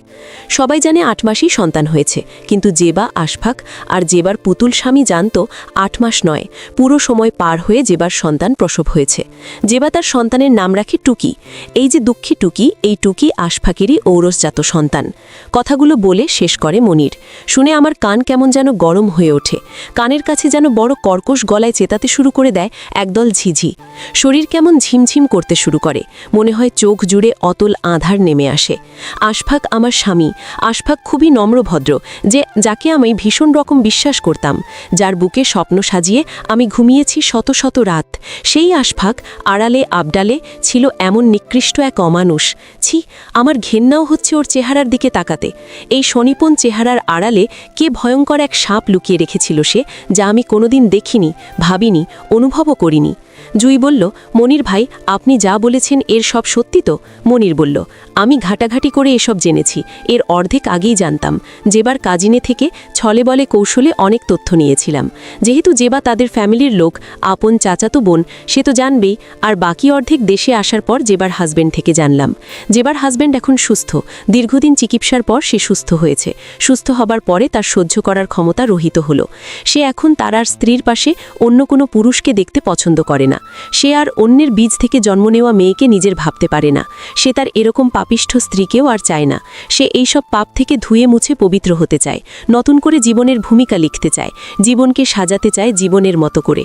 কিন্তু বেচারা এই জোড়া থেকে কিছুতেই ছুটতে পারছিল না। ওই যে এতগুলো টাকার কাবিন নাম, এই অত টাকা কি তার আছে? এজন্যই মুখ বুজে সব সহ্য করতে হচ্ছিল। কিন্তু সহ্যের সীমা থাকে। তুলিভাবে গর্ভবতী হবার পর আশফাক সাহেব নিজের বাসনা পূরণ করতে জেবার কাছে ঘন ঘন যেতেন। একজন সুস্থ সবল পুরুষ হিসেবে এটা কিভাবে সহ্য করতেন জেবার হাজব্যান্ড? এবার আসি ভিডিও প্রসঙ্গে, বলে সে থামল। আশফাক কি যেন বলতে চেয়েও থেমে গেল, শুধু ঠোঁট নাড়াল। জেবার পিনপত্র নীরবতা পালন করছে যেন। নীরবতা এখন তার ধর্ম হয়েছে। কথা বলতে সাহস পাচ্ছে না হয়তো, অথবা সে ক্লান্ত, শ্রান্ত এবং বিধ্বস্ত, অথবা পরাজয় মেনে নিয়েছে মনে মনে। মনির আগের কথায় জোড়া দিল, বলল, আবার ভিডিও যদি দেখে থাকেন তবে একটু ভালো করে খেয়াল করলে দেখবেন এই ভিডিও যে রুমে ধারণ করা সেই রুম জেবার হাজব্যান্ডের। জেবার হাজব্যান্ডের সব কথা শুনে আমার সন্দেহ হয়েছিল, তাই ওকে ফুসলে ওর বাসায় গিয়েছিলাম। গিয়ে দেখে সন্দেহ সত্যি, ভিডিও ধারণ করা হয়েছে ওখানেই, জেবার যে ঘরে থাকতো সে ঘরে। বিশ্বাস না হলে আমার সঙ্গে আপনারা যেতে পারেন, আমি গিয়ে আপনাদের ঘর দেখে আনব। জেবার বিয়ের আগেই আমার সঙ্গে তার যোগাযোগ বিচ্ছিন্ন হয়ে যায়। আবার এই ভিডিও আর বিয়ের আগের না, বিয়ের পরের। যেহেতু ওর হাজব্যান্ডের ঘরে ধারণ করা, তাহলে এটা তো বিয়ের আগের হবার কোনো চান্সই নাই। তো ওর সঙ্গে যেহেতু ওর বিয়ের আগ থেকেই আমার কোনো ধরনের যোগাযোগ নাই, তাহলে আমি এই ভিডিও পেলাম কি করে? আর ভিডিও না পেলে এটা ছড়ালাম কি করে? মনের প্রশ্নটা আমার এবং জুয়ের দিকে ছুঁড়ে মারল। জয় এবং আমি উভয়ে চুপ করে একে অপরের মুখের দিকে তাকালাম। আমরা বুঝতে পারছিলাম না কি উত্তর দেবার আছে এখানে, কিংবা কি বলবো আমরা। মনির অপেক্ষা করল না, চুপ করে না থেকে সে নিজ থেকেই আবার বলতে শুরু করলো। বলল, এই বিষয়টা নিয়ে আমার মতো ঘাটাঘাটির প্রয়োজন ছিল না। পরের সমস্যাটা আমি কেন জড়াবো? কার সংসার ভাঙবে আর কার জোড়া লাগবে এটা তো আমার দেখার বিষয় না। কিন্তু সমস্যা হলো এখানে আমাকেও জড়িয়ে ফেলেছে জিবা। আমাকে জড়িয়ে আমি ভিডিও ছড়িয়েছি এই অপবাদ দিয়ে সেই বাড়িতে এসে উঠেছে। যেহেতু আমার উপর এত বড় একটা ব্লেম এসে পড়েছে, জিবা আমাকে ব্লেম দিচ্ছে, সো আমার এখন মুখ বন্ধ করে রাখলে চলবে না। যে অপবাদ মুখ বুঝে সহ্য করে সে সরল মানুষ নয়, দুর্বল মানুষ। আমি সরল কিন্তু দুর্বল না। আমি অপরাধ মুখ বুঝে সহ্য করব না। আমি যে কাজ করিনি তার ব্লেম আমি মরে গেলেও নিজের কাঁধে তুলে নেব না। আমি যে নির্দোষ এটা প্রমাণ করতে এত সব কথা বলা, এখানে ছুটে আসা। এখন প্রশ্ন হলো, যেহেতু আমি এটা করিনি তাহলে এ কাজ করেছে কে? জেবা নিজে, তার হাজব্যান্ড আশফাক, নাকি চতুর্থ কেউ আছে এখানে? জুই বলল, চলুন আমরা সবাই জেবার হাজব্যান্ডের বাসায় যাব। মনির ভাইয়া যে ঘরের কথা বললেন, অর্থাৎ যেখান থেকে এই ভিডিও হয়েছে, এই ঘরটা নিচে দেখতে চাই। হতেও তো পারে মনির ভাইয়া মিথ্যে বলছেন। এখানে অন্ধভাবে কাউকে বিশ্বাস করব কেন আমরা? তুলি ভাবিও যাবে, সবাই যাব, এখানে কোনো রকম সন্দেহ রাখব না। আমি বললাম, চলো দেখি গিয়ে, আমার কষ্ট হলেও আমি যাব, আমি সব দেখতে চাই নিজের চোখে। এরই মধ্যে জেবার চেহারা কেমন বিবর্ণ হয়ে উঠল। সে ফস করে বলে উঠল, আশফাক আশফাক গোপনে এই ভিডিও করেছিল, আমি জানতাম না আগে সে এটা করেছে। এরপর কোনো একটা কারণবশত আমি জানতে পারি সে এটা করেছে। এরপর এটা সে নিজ থেকে ছড়িয়ে দিয়েছে। জেবা কাঁদতে শুরু করল, হাউমাউ করে কাঁদছে, যেন কেউ মরেছে ওর। চোখ দিয়ে অজর ধারায় জল গড়িয়ে পড়ছে। হঠাৎ করে কেউ এভাবে কাঁদতে দেখলে ওর জন্য খুব মায়া হবে, কিন্তু আমার বা জুয়ের কিংবা মনিরের, আমাদের কারও ওর জন্য কোনো মায়া হচ্ছে না। বরং একটা বিদ্রূপের হাসি ফুটে উঠেছে আমাদের ঠোঁটে। আমার মেজাজ ভারী খারাপ হলো। নিজেকে ধরে রাখতে না পেরে এই প্রথম জেবার গালে একটা শক্ত চড় বসিয়ে দিয়ে বললাম, তুই যে আসলেই চরিত্রহীন এর প্রমাণ নিজে নিজেই দিয়ে দিলি এখন। ছি, তোর লাজ লজ্জা কিচ্ছু নাই। এরকম জীবন রাখার চেয়ে মরতে পারিস না তুই? আশফাক এর মধ্যে বসা দেখে উঠল, তারপর রেগে বেগে আগুন হয়ে উঠে বলল, জেবা কি বললি তুই? এটা কি বললি আমায় নিয়ে? জেবা কান্না ভেজা গলায় বলল, যা সত্যি তাই বলেছি, তুই এটা করেছিস তুই। জুই বসা থেকে উঠল, উঠে জেবার কাছে গিয়ে দাঁড়িয়ে বলল, জেবা আপু, তুমি কি আজকাল সবাইকে তোমার শরীরের ভিডিও করার সুযোগ দাও নাকি? জেবা কিছু বলল না, বেশ থমত খেল। জুই বলল, ভাইজানের সঙ্গে না তোমার ভাই বোনের সম্পর্ক? তো তা ভাই কেন তার বোনের এরকম একটা ভিডিও করবে? আর বোন কেন তার ভাইয়ের সামনে এরকমভাবে উলঙ্গ হবে? বলো নাকি মনির ভাইয়া যা যা বলেছেন এসব কিছুই সত্য? জেবা থতমত খেয়ে গেল, কিছু বলতে পারছে না। আর দেখে বোঝাই যাচ্ছে মুখ ফসকে এই কথা বেরিয়ে এসেছে হয়তো। জুই যখন বলল আমরা সবাই মিলে জেবার হাজব্যান্ডের বাসায় গিয়ে ঘরটা দেখব, তখনই সে ভয় পেয়ে গেছে, ধরা পড়ে যাবে শিগগিরই, তা বুঝে ফেলেছে। তাই তালগোল পাকিয়ে ফট করে এটা বলে ফেলেছে। কিন্তু আশফাক এই কথা কোনোভাবেই মেনে নিল না। সে বলল, জেবা, আমাকে ফাঁসিয়ে তোর কী লাভ হবে বল? কেনই মিথ্যে কথাটা বললি? আমাদের তো সুন্দর একটা সম্পর্ক ছিল, ভাই বোনের মতো ছিলাম আমরা। কেন মিথ্যে বলে এর পবিত্রতা নষ্ট করলি তুই? আশফাককে কেমন যেন অসহায় দেখাচ্ছে। ওদিকে জেবার চেহারার দিকে তাকানোই যাচ্ছে না, খুব ফ্যাকাশে দেখাচ্ছে ওকে। জেবা কাপা কাপা গলায় বলল, কোনো মিথ্যে বলিনি আমি। মিথ্যে বলবো কেন? তুই সুযোগ মতো এই ভিডিও করেছিলি, আমি ওর কিচ্ছু জানতাম না। তুই ফাঁদে ফেলে এটা করেছিস, তারপর এটা তুই ছড়িয়ে দিয়েছিস সব জায়গায়। কেন এটা করেছিস তাও আমি জানি।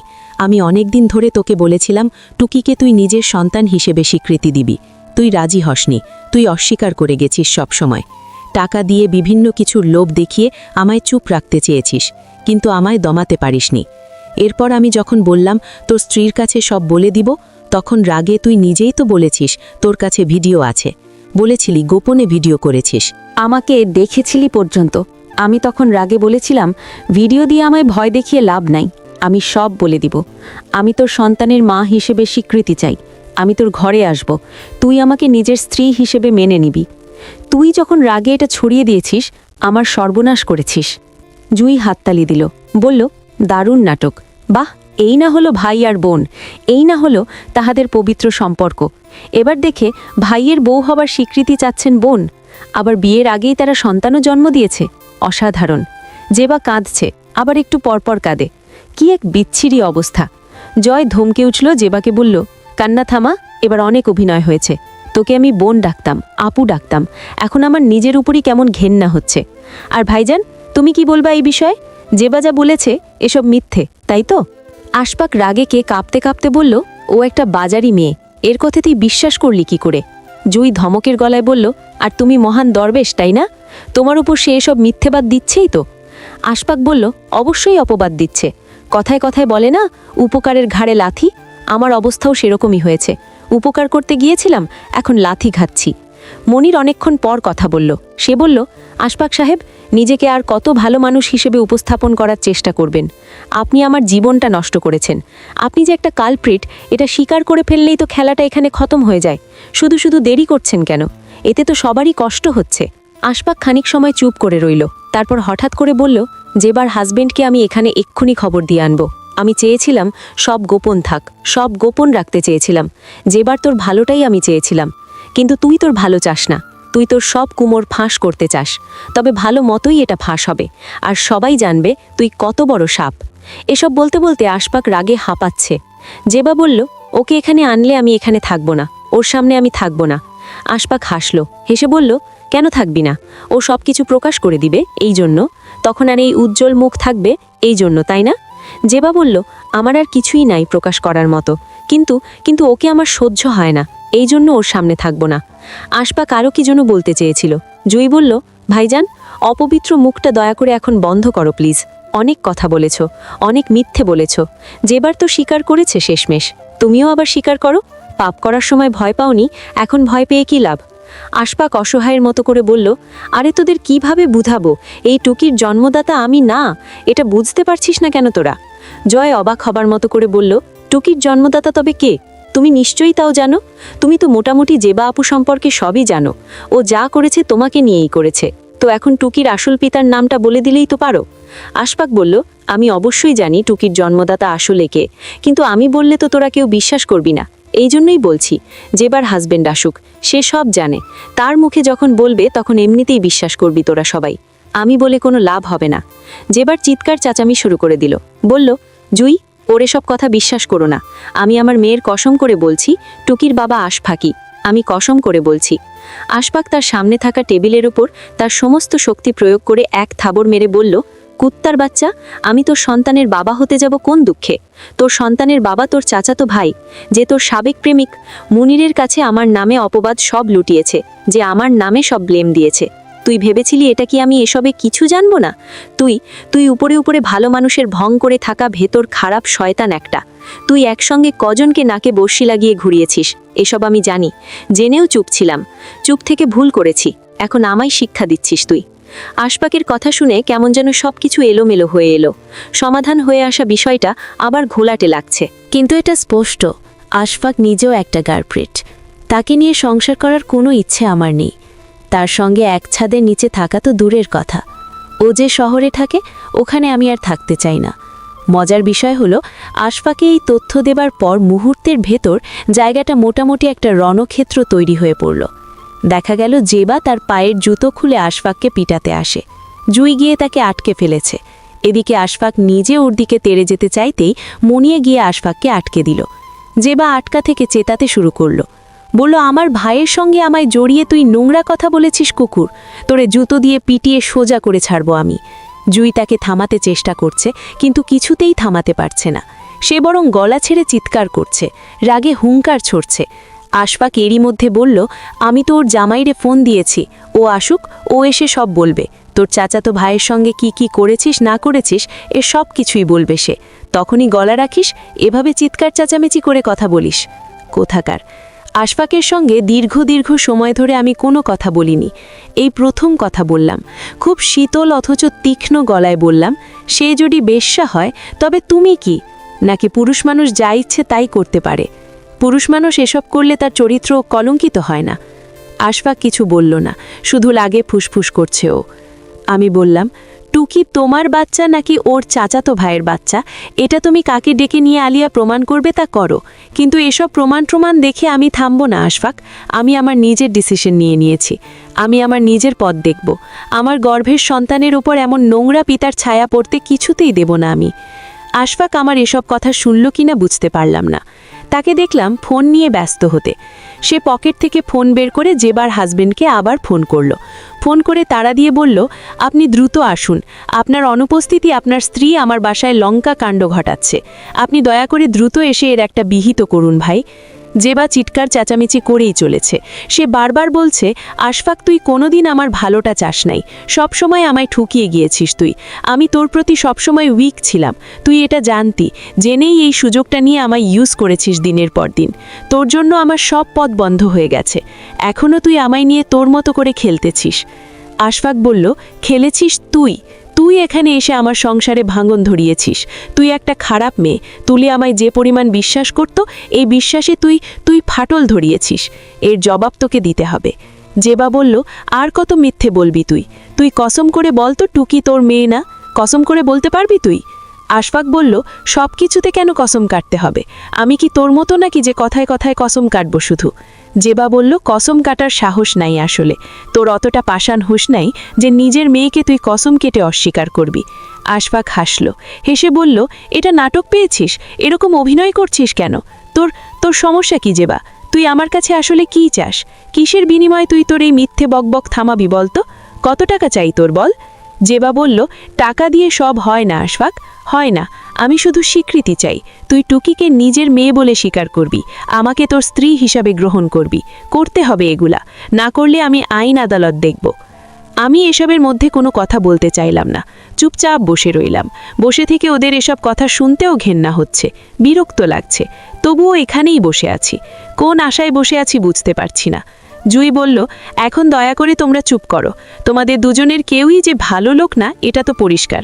এখন টুকির পিতা ভাইজানই হোক বা অন্য কেউ হোক, আমার প্রশ্নটা জেবাপুর কাছে। জেবাপু তুমি বলো, তুমি তোমার পাপের মাধ্যমে কেন টুকিকে এই পৃথিবীতে আনলে? ও যখন আরেকটু বড় হবে, যখন সে তার জন্মের কাহিনী শুনবে, তখন যদি সে তোমায় প্রশ্ন করে কেন তাকে এভাবে পৃথিবীতে আনলে, কি জবাব দেবে তাকে? তুমি জবাব দিতে পারবে তুমি? জেবা কথা বলছে না, চুপ করে আছে। আশফাক কথা বলে উঠল এরই মধ্যে, বলল, আরে এর তো চরিত্রেই ঠিক নাই, এর কাছে সন্তান নাকি? আবার দেখবে দুদিন পরে মেরে ফেলে রেখে অন্য একজনের সাথে ভাগবে। জুই কড়া গলার তার ভাইকে বলল, ভাইজান থামবে, তুমি দয়া করে চুপ করবে? তুমি যদি অতটা ধোঁয়া তুলসী পাতায় হতে, তবে যে বাপু সম্পর্কে এত কিছু জানার পরেও তাকে তোমার ঘরে তুলতে না, এখানে প্রমাণ হয় তাহলে এক হাতে বাজেনি, দু হাতেই বেজেছে। কে দুজনের দু হাতে? তাছাড়া তোমাকে কি করে বিশ্বাস করব আমি বলো? আমার হাজবেন্ড সম্পর্কে তুমি মানুষের কাছে কী সব বলে বেরিয়েছ? সে তার সব অসহায় সম্বল জোয়া করে নষ্ট করে ফেলে। ওদের সহায় সম্বল নষ্ট হয়েছে ঠিক আছে, কিন্তু জোয়া তো সে খেলেনি। তার বাবার অসুখ ছিল, দেশে বিদেশে চিকিৎসা করাতে গিয়ে সম্পদ বিক্রি করতে হয়েছে, ক্যাশ ভাঙতে হয়েছে। কিন্তু এই জন্য কি সে নিজে এসে কোনোদিন তোমার কাছে 10 টাকা চেয়েছে? চাইনি, আমি এসে আমার ভাগ্যের জমি দাবি করেছি। তুমি যদি বাবার রেখে যাওয়া সম্পদ ভোগ করতে পারো, তবে আমি কেন পারবো না? বাপ তো দুজনেরই সমান ছিল।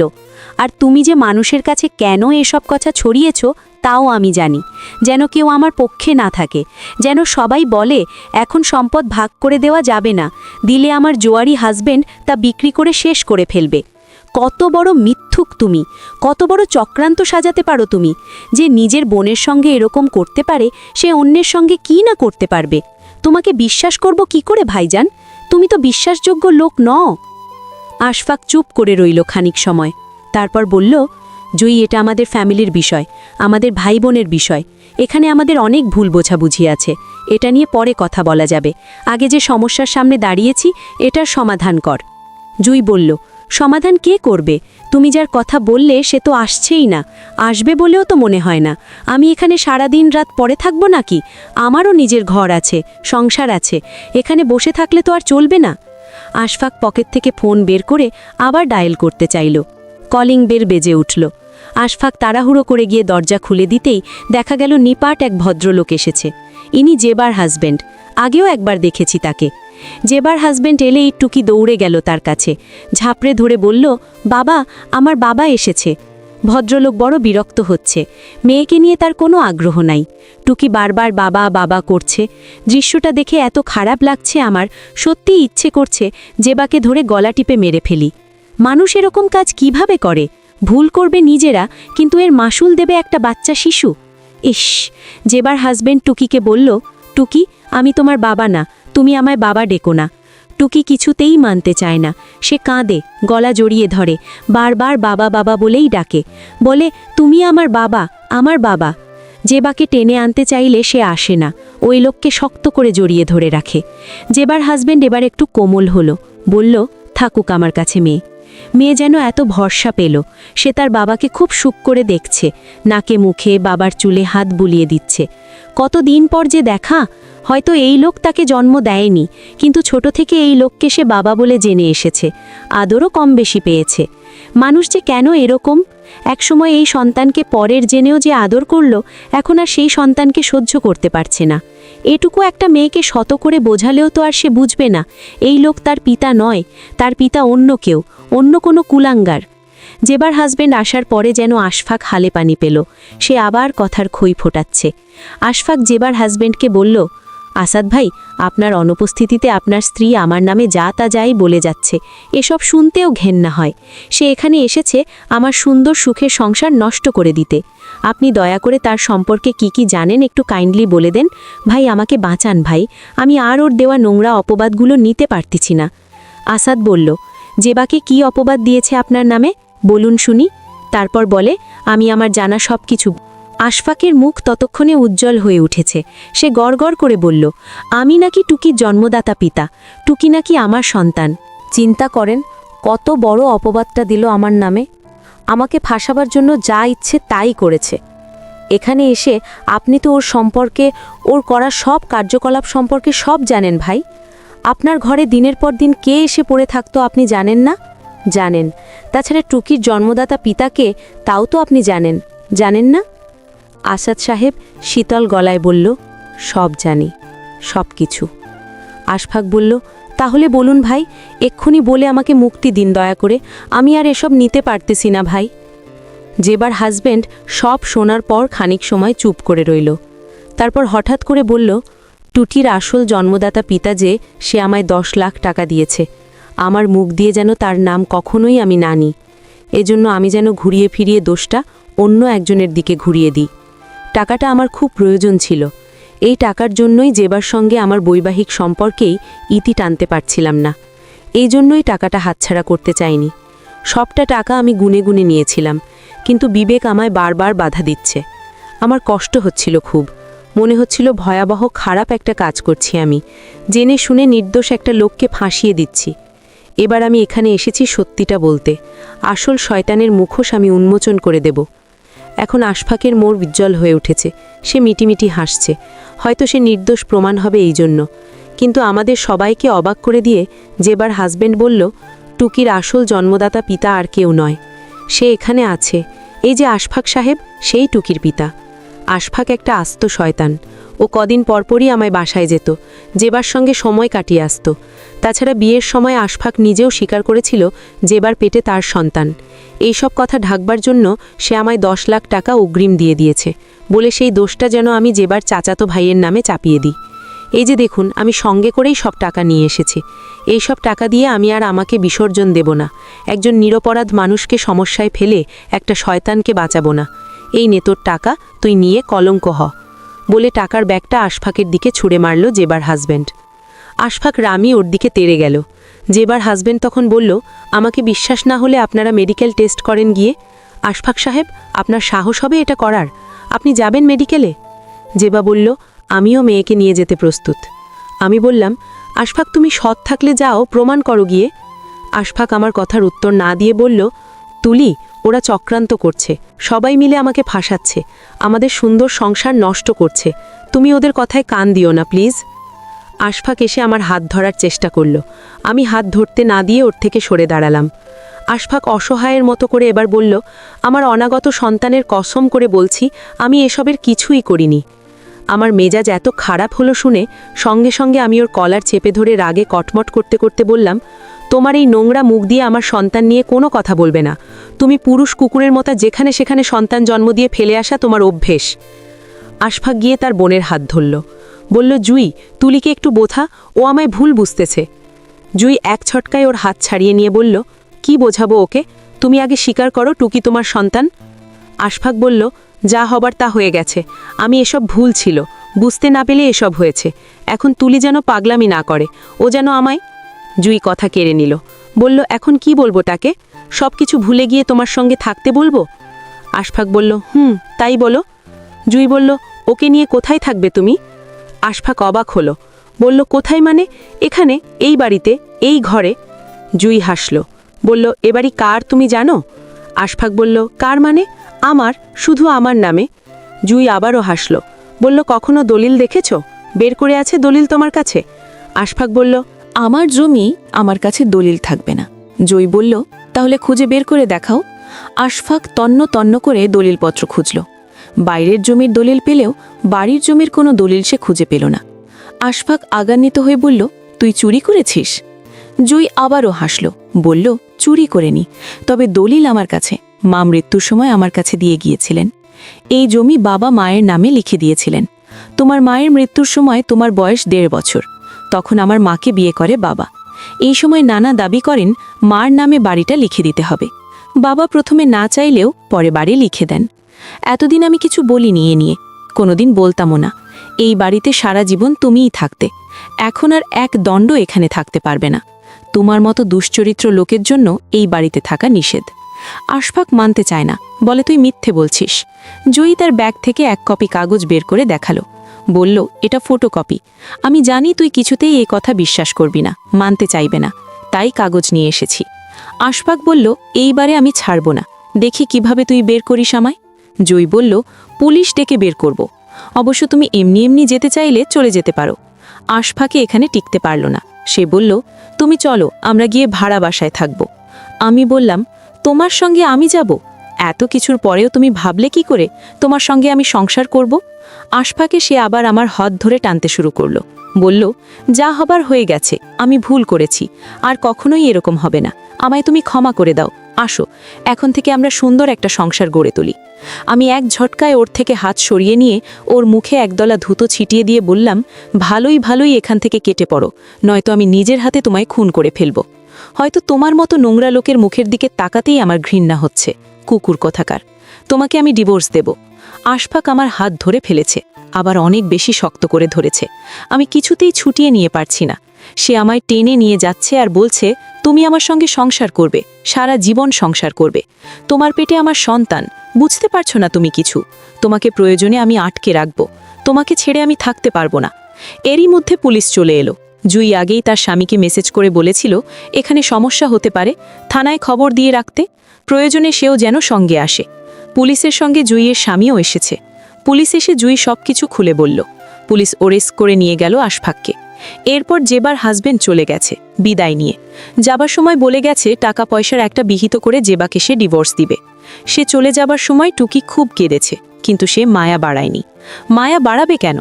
যার মেয়ে তার দরদ না থাকলে সে বড় হয়ে তার মনে এই মেয়ের জন্য দরদ হবে কেন? মনির তখনও এখানেই ছিল। সে যাবার সময় জেবাকে বলল, তুমি তো খারাপই, দুশ্চরিত্রা মেয়ে, প্লিজ তোমার লক্ষ্মী মেয়েটাকে তোমার মতো করে গড়ে তুলো না, ওর জীবনটা নষ্ট করো না। জেবা কিছু বলল না, শুধু হাউমাউ করে কেঁদে উঠল। মনির চলে গেলে জেবা আমার কাছে এলো। আমার সামনে এসে দুহাত জোর করে বলল, আমি তোমার সুন্দর সংসার নষ্ট করেছি তুলি, আমার জন্য সব হয়েছে। আমি একটা খারাপ মেয়ে, আমি সব দোষ স্বীকার করছি। আমার তুমি ক্ষমা করবে বোন? আমি হাসলাম, বললাম, তোমাকে আমি কোনোদিন ক্ষমা করব না জেবা, তোমাকে আমি সারা জীবন ঘৃণা করেই যাব। এরপর সে জুইয়ের কাছে ক্ষমা চাইলে জুই আমার কথাগুলো বলল। শেষমেশ নিরুপায় হয়ে জুইকে বলল, তোমার তো জন্মনিধি নাই বোন, আমি চরিত্রহীন মেয়ে, আমার কাছে টুকি থাকলে তাকে আমি মানুষ বানাতে পারবো না। আমি চাই না আমার মতো খারাপ মায়ের ছায়ায় সে বড় হোক। তুমি নেবে আমার মেয়েকে? তুমি ওকে মানুষের মতো মানুষ করে তুলবে? হাত জোর করল জেবা। জুই চুপ করে রইল। তার স্বামী বলল, আমরা নিব ওকে। জেবা সেদিনই এখান থেকে চলে গেল। টুকি অবশ্য খুব কাঁদল। যাবার সময় সে মেয়েকে আদর করে চুমু খেয়ে বলে গেল, মানুষের মতো মানুষ হবে মা, আমার মতো খারাপ হইও না। খারাপ মানুষেরা সব সময় ভাবে তারা কোনোদিন ক্ষতির মুখে পড়বে না। কিন্তু এই যে দেখো, সবচেয়ে বেশি ক্ষতিগ্রস্ত হয়েছি আমি। সন্তান হারিয়েছি, সংসার হারিয়েছি, বাবা মা, মানুষের ক্ষমা, সব কিছু হারিয়েছি বলে বিদায় নিয়ে চলে গেল জেবা। জেবা চলে যাওয়ার পর আমি বললাম, জুই তুমি কি আমায় দিয়ে আসো আমাদের বাড়িতে? জুই বলল, এসব কি বলছো তুমি? তুমি এখানেই থাকবে, এখানেই। আমি হাসলাম, বললাম, ও জুই, আমার জীবনের এই অধ্যায়টা এখানেই সমাপ্ত। এখন নতুন একটা অধ্যায় শুরু হবে আমার। জুই প্রথমে মানতে না চাইলেও পরদিন সকালবেলা আমায় বাড়িতে দিয়ে গেল। মা সব শুনে রাগ দেখালেন, কান্নাকাটি করলেন, কিন্তু ভাগ্যে যা আছে তা তো মেনে নিতেই হবে। আমিও এখানে থাকতে লাগলাম। মনে মনে ঠিক করলাম, বাবু পৃথিবীতে আসুক আগে। গ্র্যাজুয়েশন শেষ করে বিয়ে হয়েছিল আমার। চাকরি বাকরি নিয়ে আগে মাথা ঘামাইনি। এখনও বয়স চলে যায়নি, সময় আছে। কদিন চেষ্টা করলে চাকরি হবে, সরকারি না হোক অন্য কোথাও হবে। সপ্তাহখানেক পর জুই ফোন করল। ফোন করে বলল, একটা খারাপ সংবাদ আছে ভাবে। আমি বললাম, কি হয়েছে? কোনো সমস্যা জুই? জুই বলল, ভাইজান তো জেল থেকে ছাড়া পেয়েছে। আমি বললাম, কিভাবে? কে ছাড়িয়েছে? জুই বলল, শুনলাম জেবা ছাড়িয়েছে। কোথা থেকে জানি টাকা পয়সা জোগাড় করে তাকে ছাড়িয়ে নিয়েছে। শুনে বুকটা কেমন ধরফড় করতে শুরু করলো। আমি বললাম, ওরা এখন কোথায় জুই? জুই বলল, জানি না, মনে হয় কোথাও বাসা নিয়েছে, একসাথে নাকি থাকবে দুজন। শুনলাম বিয়ে করবে ওরা। শুনে আর কি বলার থাকে, শুধু এতটুকুই বললাম, এবার মিলেছে, খারাপে খারাপে সংসার হবে। এরপর দিন সকালবেলা আমি জানলার কাছে বসে রমশেষ মজুমদারের গর্ভধারিণী পড়ছি। ঠিক তখন আবার ফোন করল জুই। ফোন দিয়ে বলল, ভাবি সর্বনাশ হয়ে গেছে। জুই কাঁদছে। আমি আতঙ্কিত হয়ে বললাম, কি হয়েছে জুই? সে কাঁদতে কাঁদতে বলল, ভাইজানকে মেরে ফেলেছে জেবা, রাতে ঘুমের মধ্যে তার গলায় ছুরি চালিয়ে হত্যা করেছে। শুনে এত অস্থির লাগলো। ইস, বাড়িটা কত সুন্দর ছিল, কিন্তু ভেতরটা এত খারাপ। খারাপ মানুষদের শেষ হয়তো এভাবেই হয়। আমি জুইকে জিজ্ঞেস করলাম, জেবা কোথায় আছে এখন? পালিয়েছে নাকি? জুই বলল, না, পালায়নি। সে নিজ থেকেই পুলিশের কাছে গিয়ে ধরা দিয়েছে, সব স্বীকার করেছে। বলেছে সে খুন করার জন্য নাকি ভাইজানকে ছাড়িয়ে নিয়েছিল। খুন করে সে প্রতিশোধ নিয়েছে। আমি আর কিছু বলিনি, কথা বলার শক্তি হারিয়ে গেছে। ফোন কেটু দিয়ে চুপচাপ বসে রইলাম আর ভাবলাম, আল্লাহ অবশ্যই উত্তম পরিকল্পনাকারী। তিনি সবার প্রাপ্য সবাইকে হিসেব করে বুঝিয়ে দেন, কাউকে তিনি ঠকান না। যে দুনিয়াতে ঠকে তাকে দুনিয়াতে এর ক্ষতিপূরণ না দিলেও আখিরাতে ঠিকই বুঝিয়ে দেন, এবং যে পাপ করে মানুষকে ঠকায় তাদের জন্য তার শাস্তি অপেক্ষা করছে। নিশ্চয়ই আল্লাহর শাস্তি সবচেয়ে ভয়ঙ্কর। 3 বছর পরের কথা, আমার ছেলে হয়েছে। তার বয়স এখন 2 বছর 8 মাস। সুন্দর করে কথা বলে সে। আমি এখানে একটা প্রাইমারি স্কুলের সহকারী শিক্ষক হিসেবে যোগদান করেছি। ছেলে সবসময় আমার সঙ্গেই থাকে। তার ফুপু কদিন পর পর এসে তাকে দেখে যায়। টুকি ওদের সঙ্গে আসে। আমরাও মা ছেলে তার ফুপুকে দেখতে যাই। টুকির জন্য উপহার নেই আমি। আমি চাই টুকির একটা সুন্দর জীবন হোক। জুই আমার ছেলেকে একটা মস্ত জিনিস উপহার দিয়েছে। যে বাড়িতে আমরা ছিলাম সে বাড়িটা আমার ছেলেকে দিয়েছে। আমার অবশ্যই বাড়ির প্রতি কোনো রকম লোভ নাই। আমি চিন্তা করেছি বাড়িটাতে একটা অনাথ আশ্রম খুলব। এই বাড়ি হবে অনাথদের আশ্রয়। এটা করব আরও পরে, আমার হাতে অনেকগুলো টাকা জমার পর। জুইকে বলেছি এই কথা, সে শুনে ভীষণ খুশি হয়েছে। এখন আমার সুন্দর জীবন কাটছে। বিয়ে করিনি, আর করব কিনা তা জানি না। এখন আর কাউকে হয়তো বিশ্বাস করতে পারবো না সহজে। এই জন্যই আপাতত বিয়ে নিয়ে ভাবছি না। ছেলেকে আমি মানুষের মতো মানুষ করে গড়ে তুলতে চাই। এখন একমাত্র এটাই আমার সবচেয়ে বড় দায়িত্ব। আমার লক্ষ্য এটা। আমার ছেলেকে আমি এই পৃথিবীর সবচেয়ে সুন্দর এবং চরিত্রবান পুরুষ হিসেবে বড় করতে চাই। আমি তাকে শিখিয়ে যেতে চাই নারী এবং পুরুষ এদের মধ্যে পার্থক্য নাই। আমি শিখে যেতে চাই চরিত্র হলো মানুষের সবচেয়ে বড় অমূল্য সম্পদ। সব কিছু ছেড়ে হলেও এটাকে আঁকড়ে ধরতে হয়। আমি জানি এই দায়িত্ব আমি পালন করতে পারবো, কারণ আমি একজন ভালো মা। আমার উদ্দেশ্য চমৎকার, আর যার উদ্দেশ্য ভালো থাকে তার ভবিষ্যৎ আল্লাহ নিজেই সুন্দর করে দেন।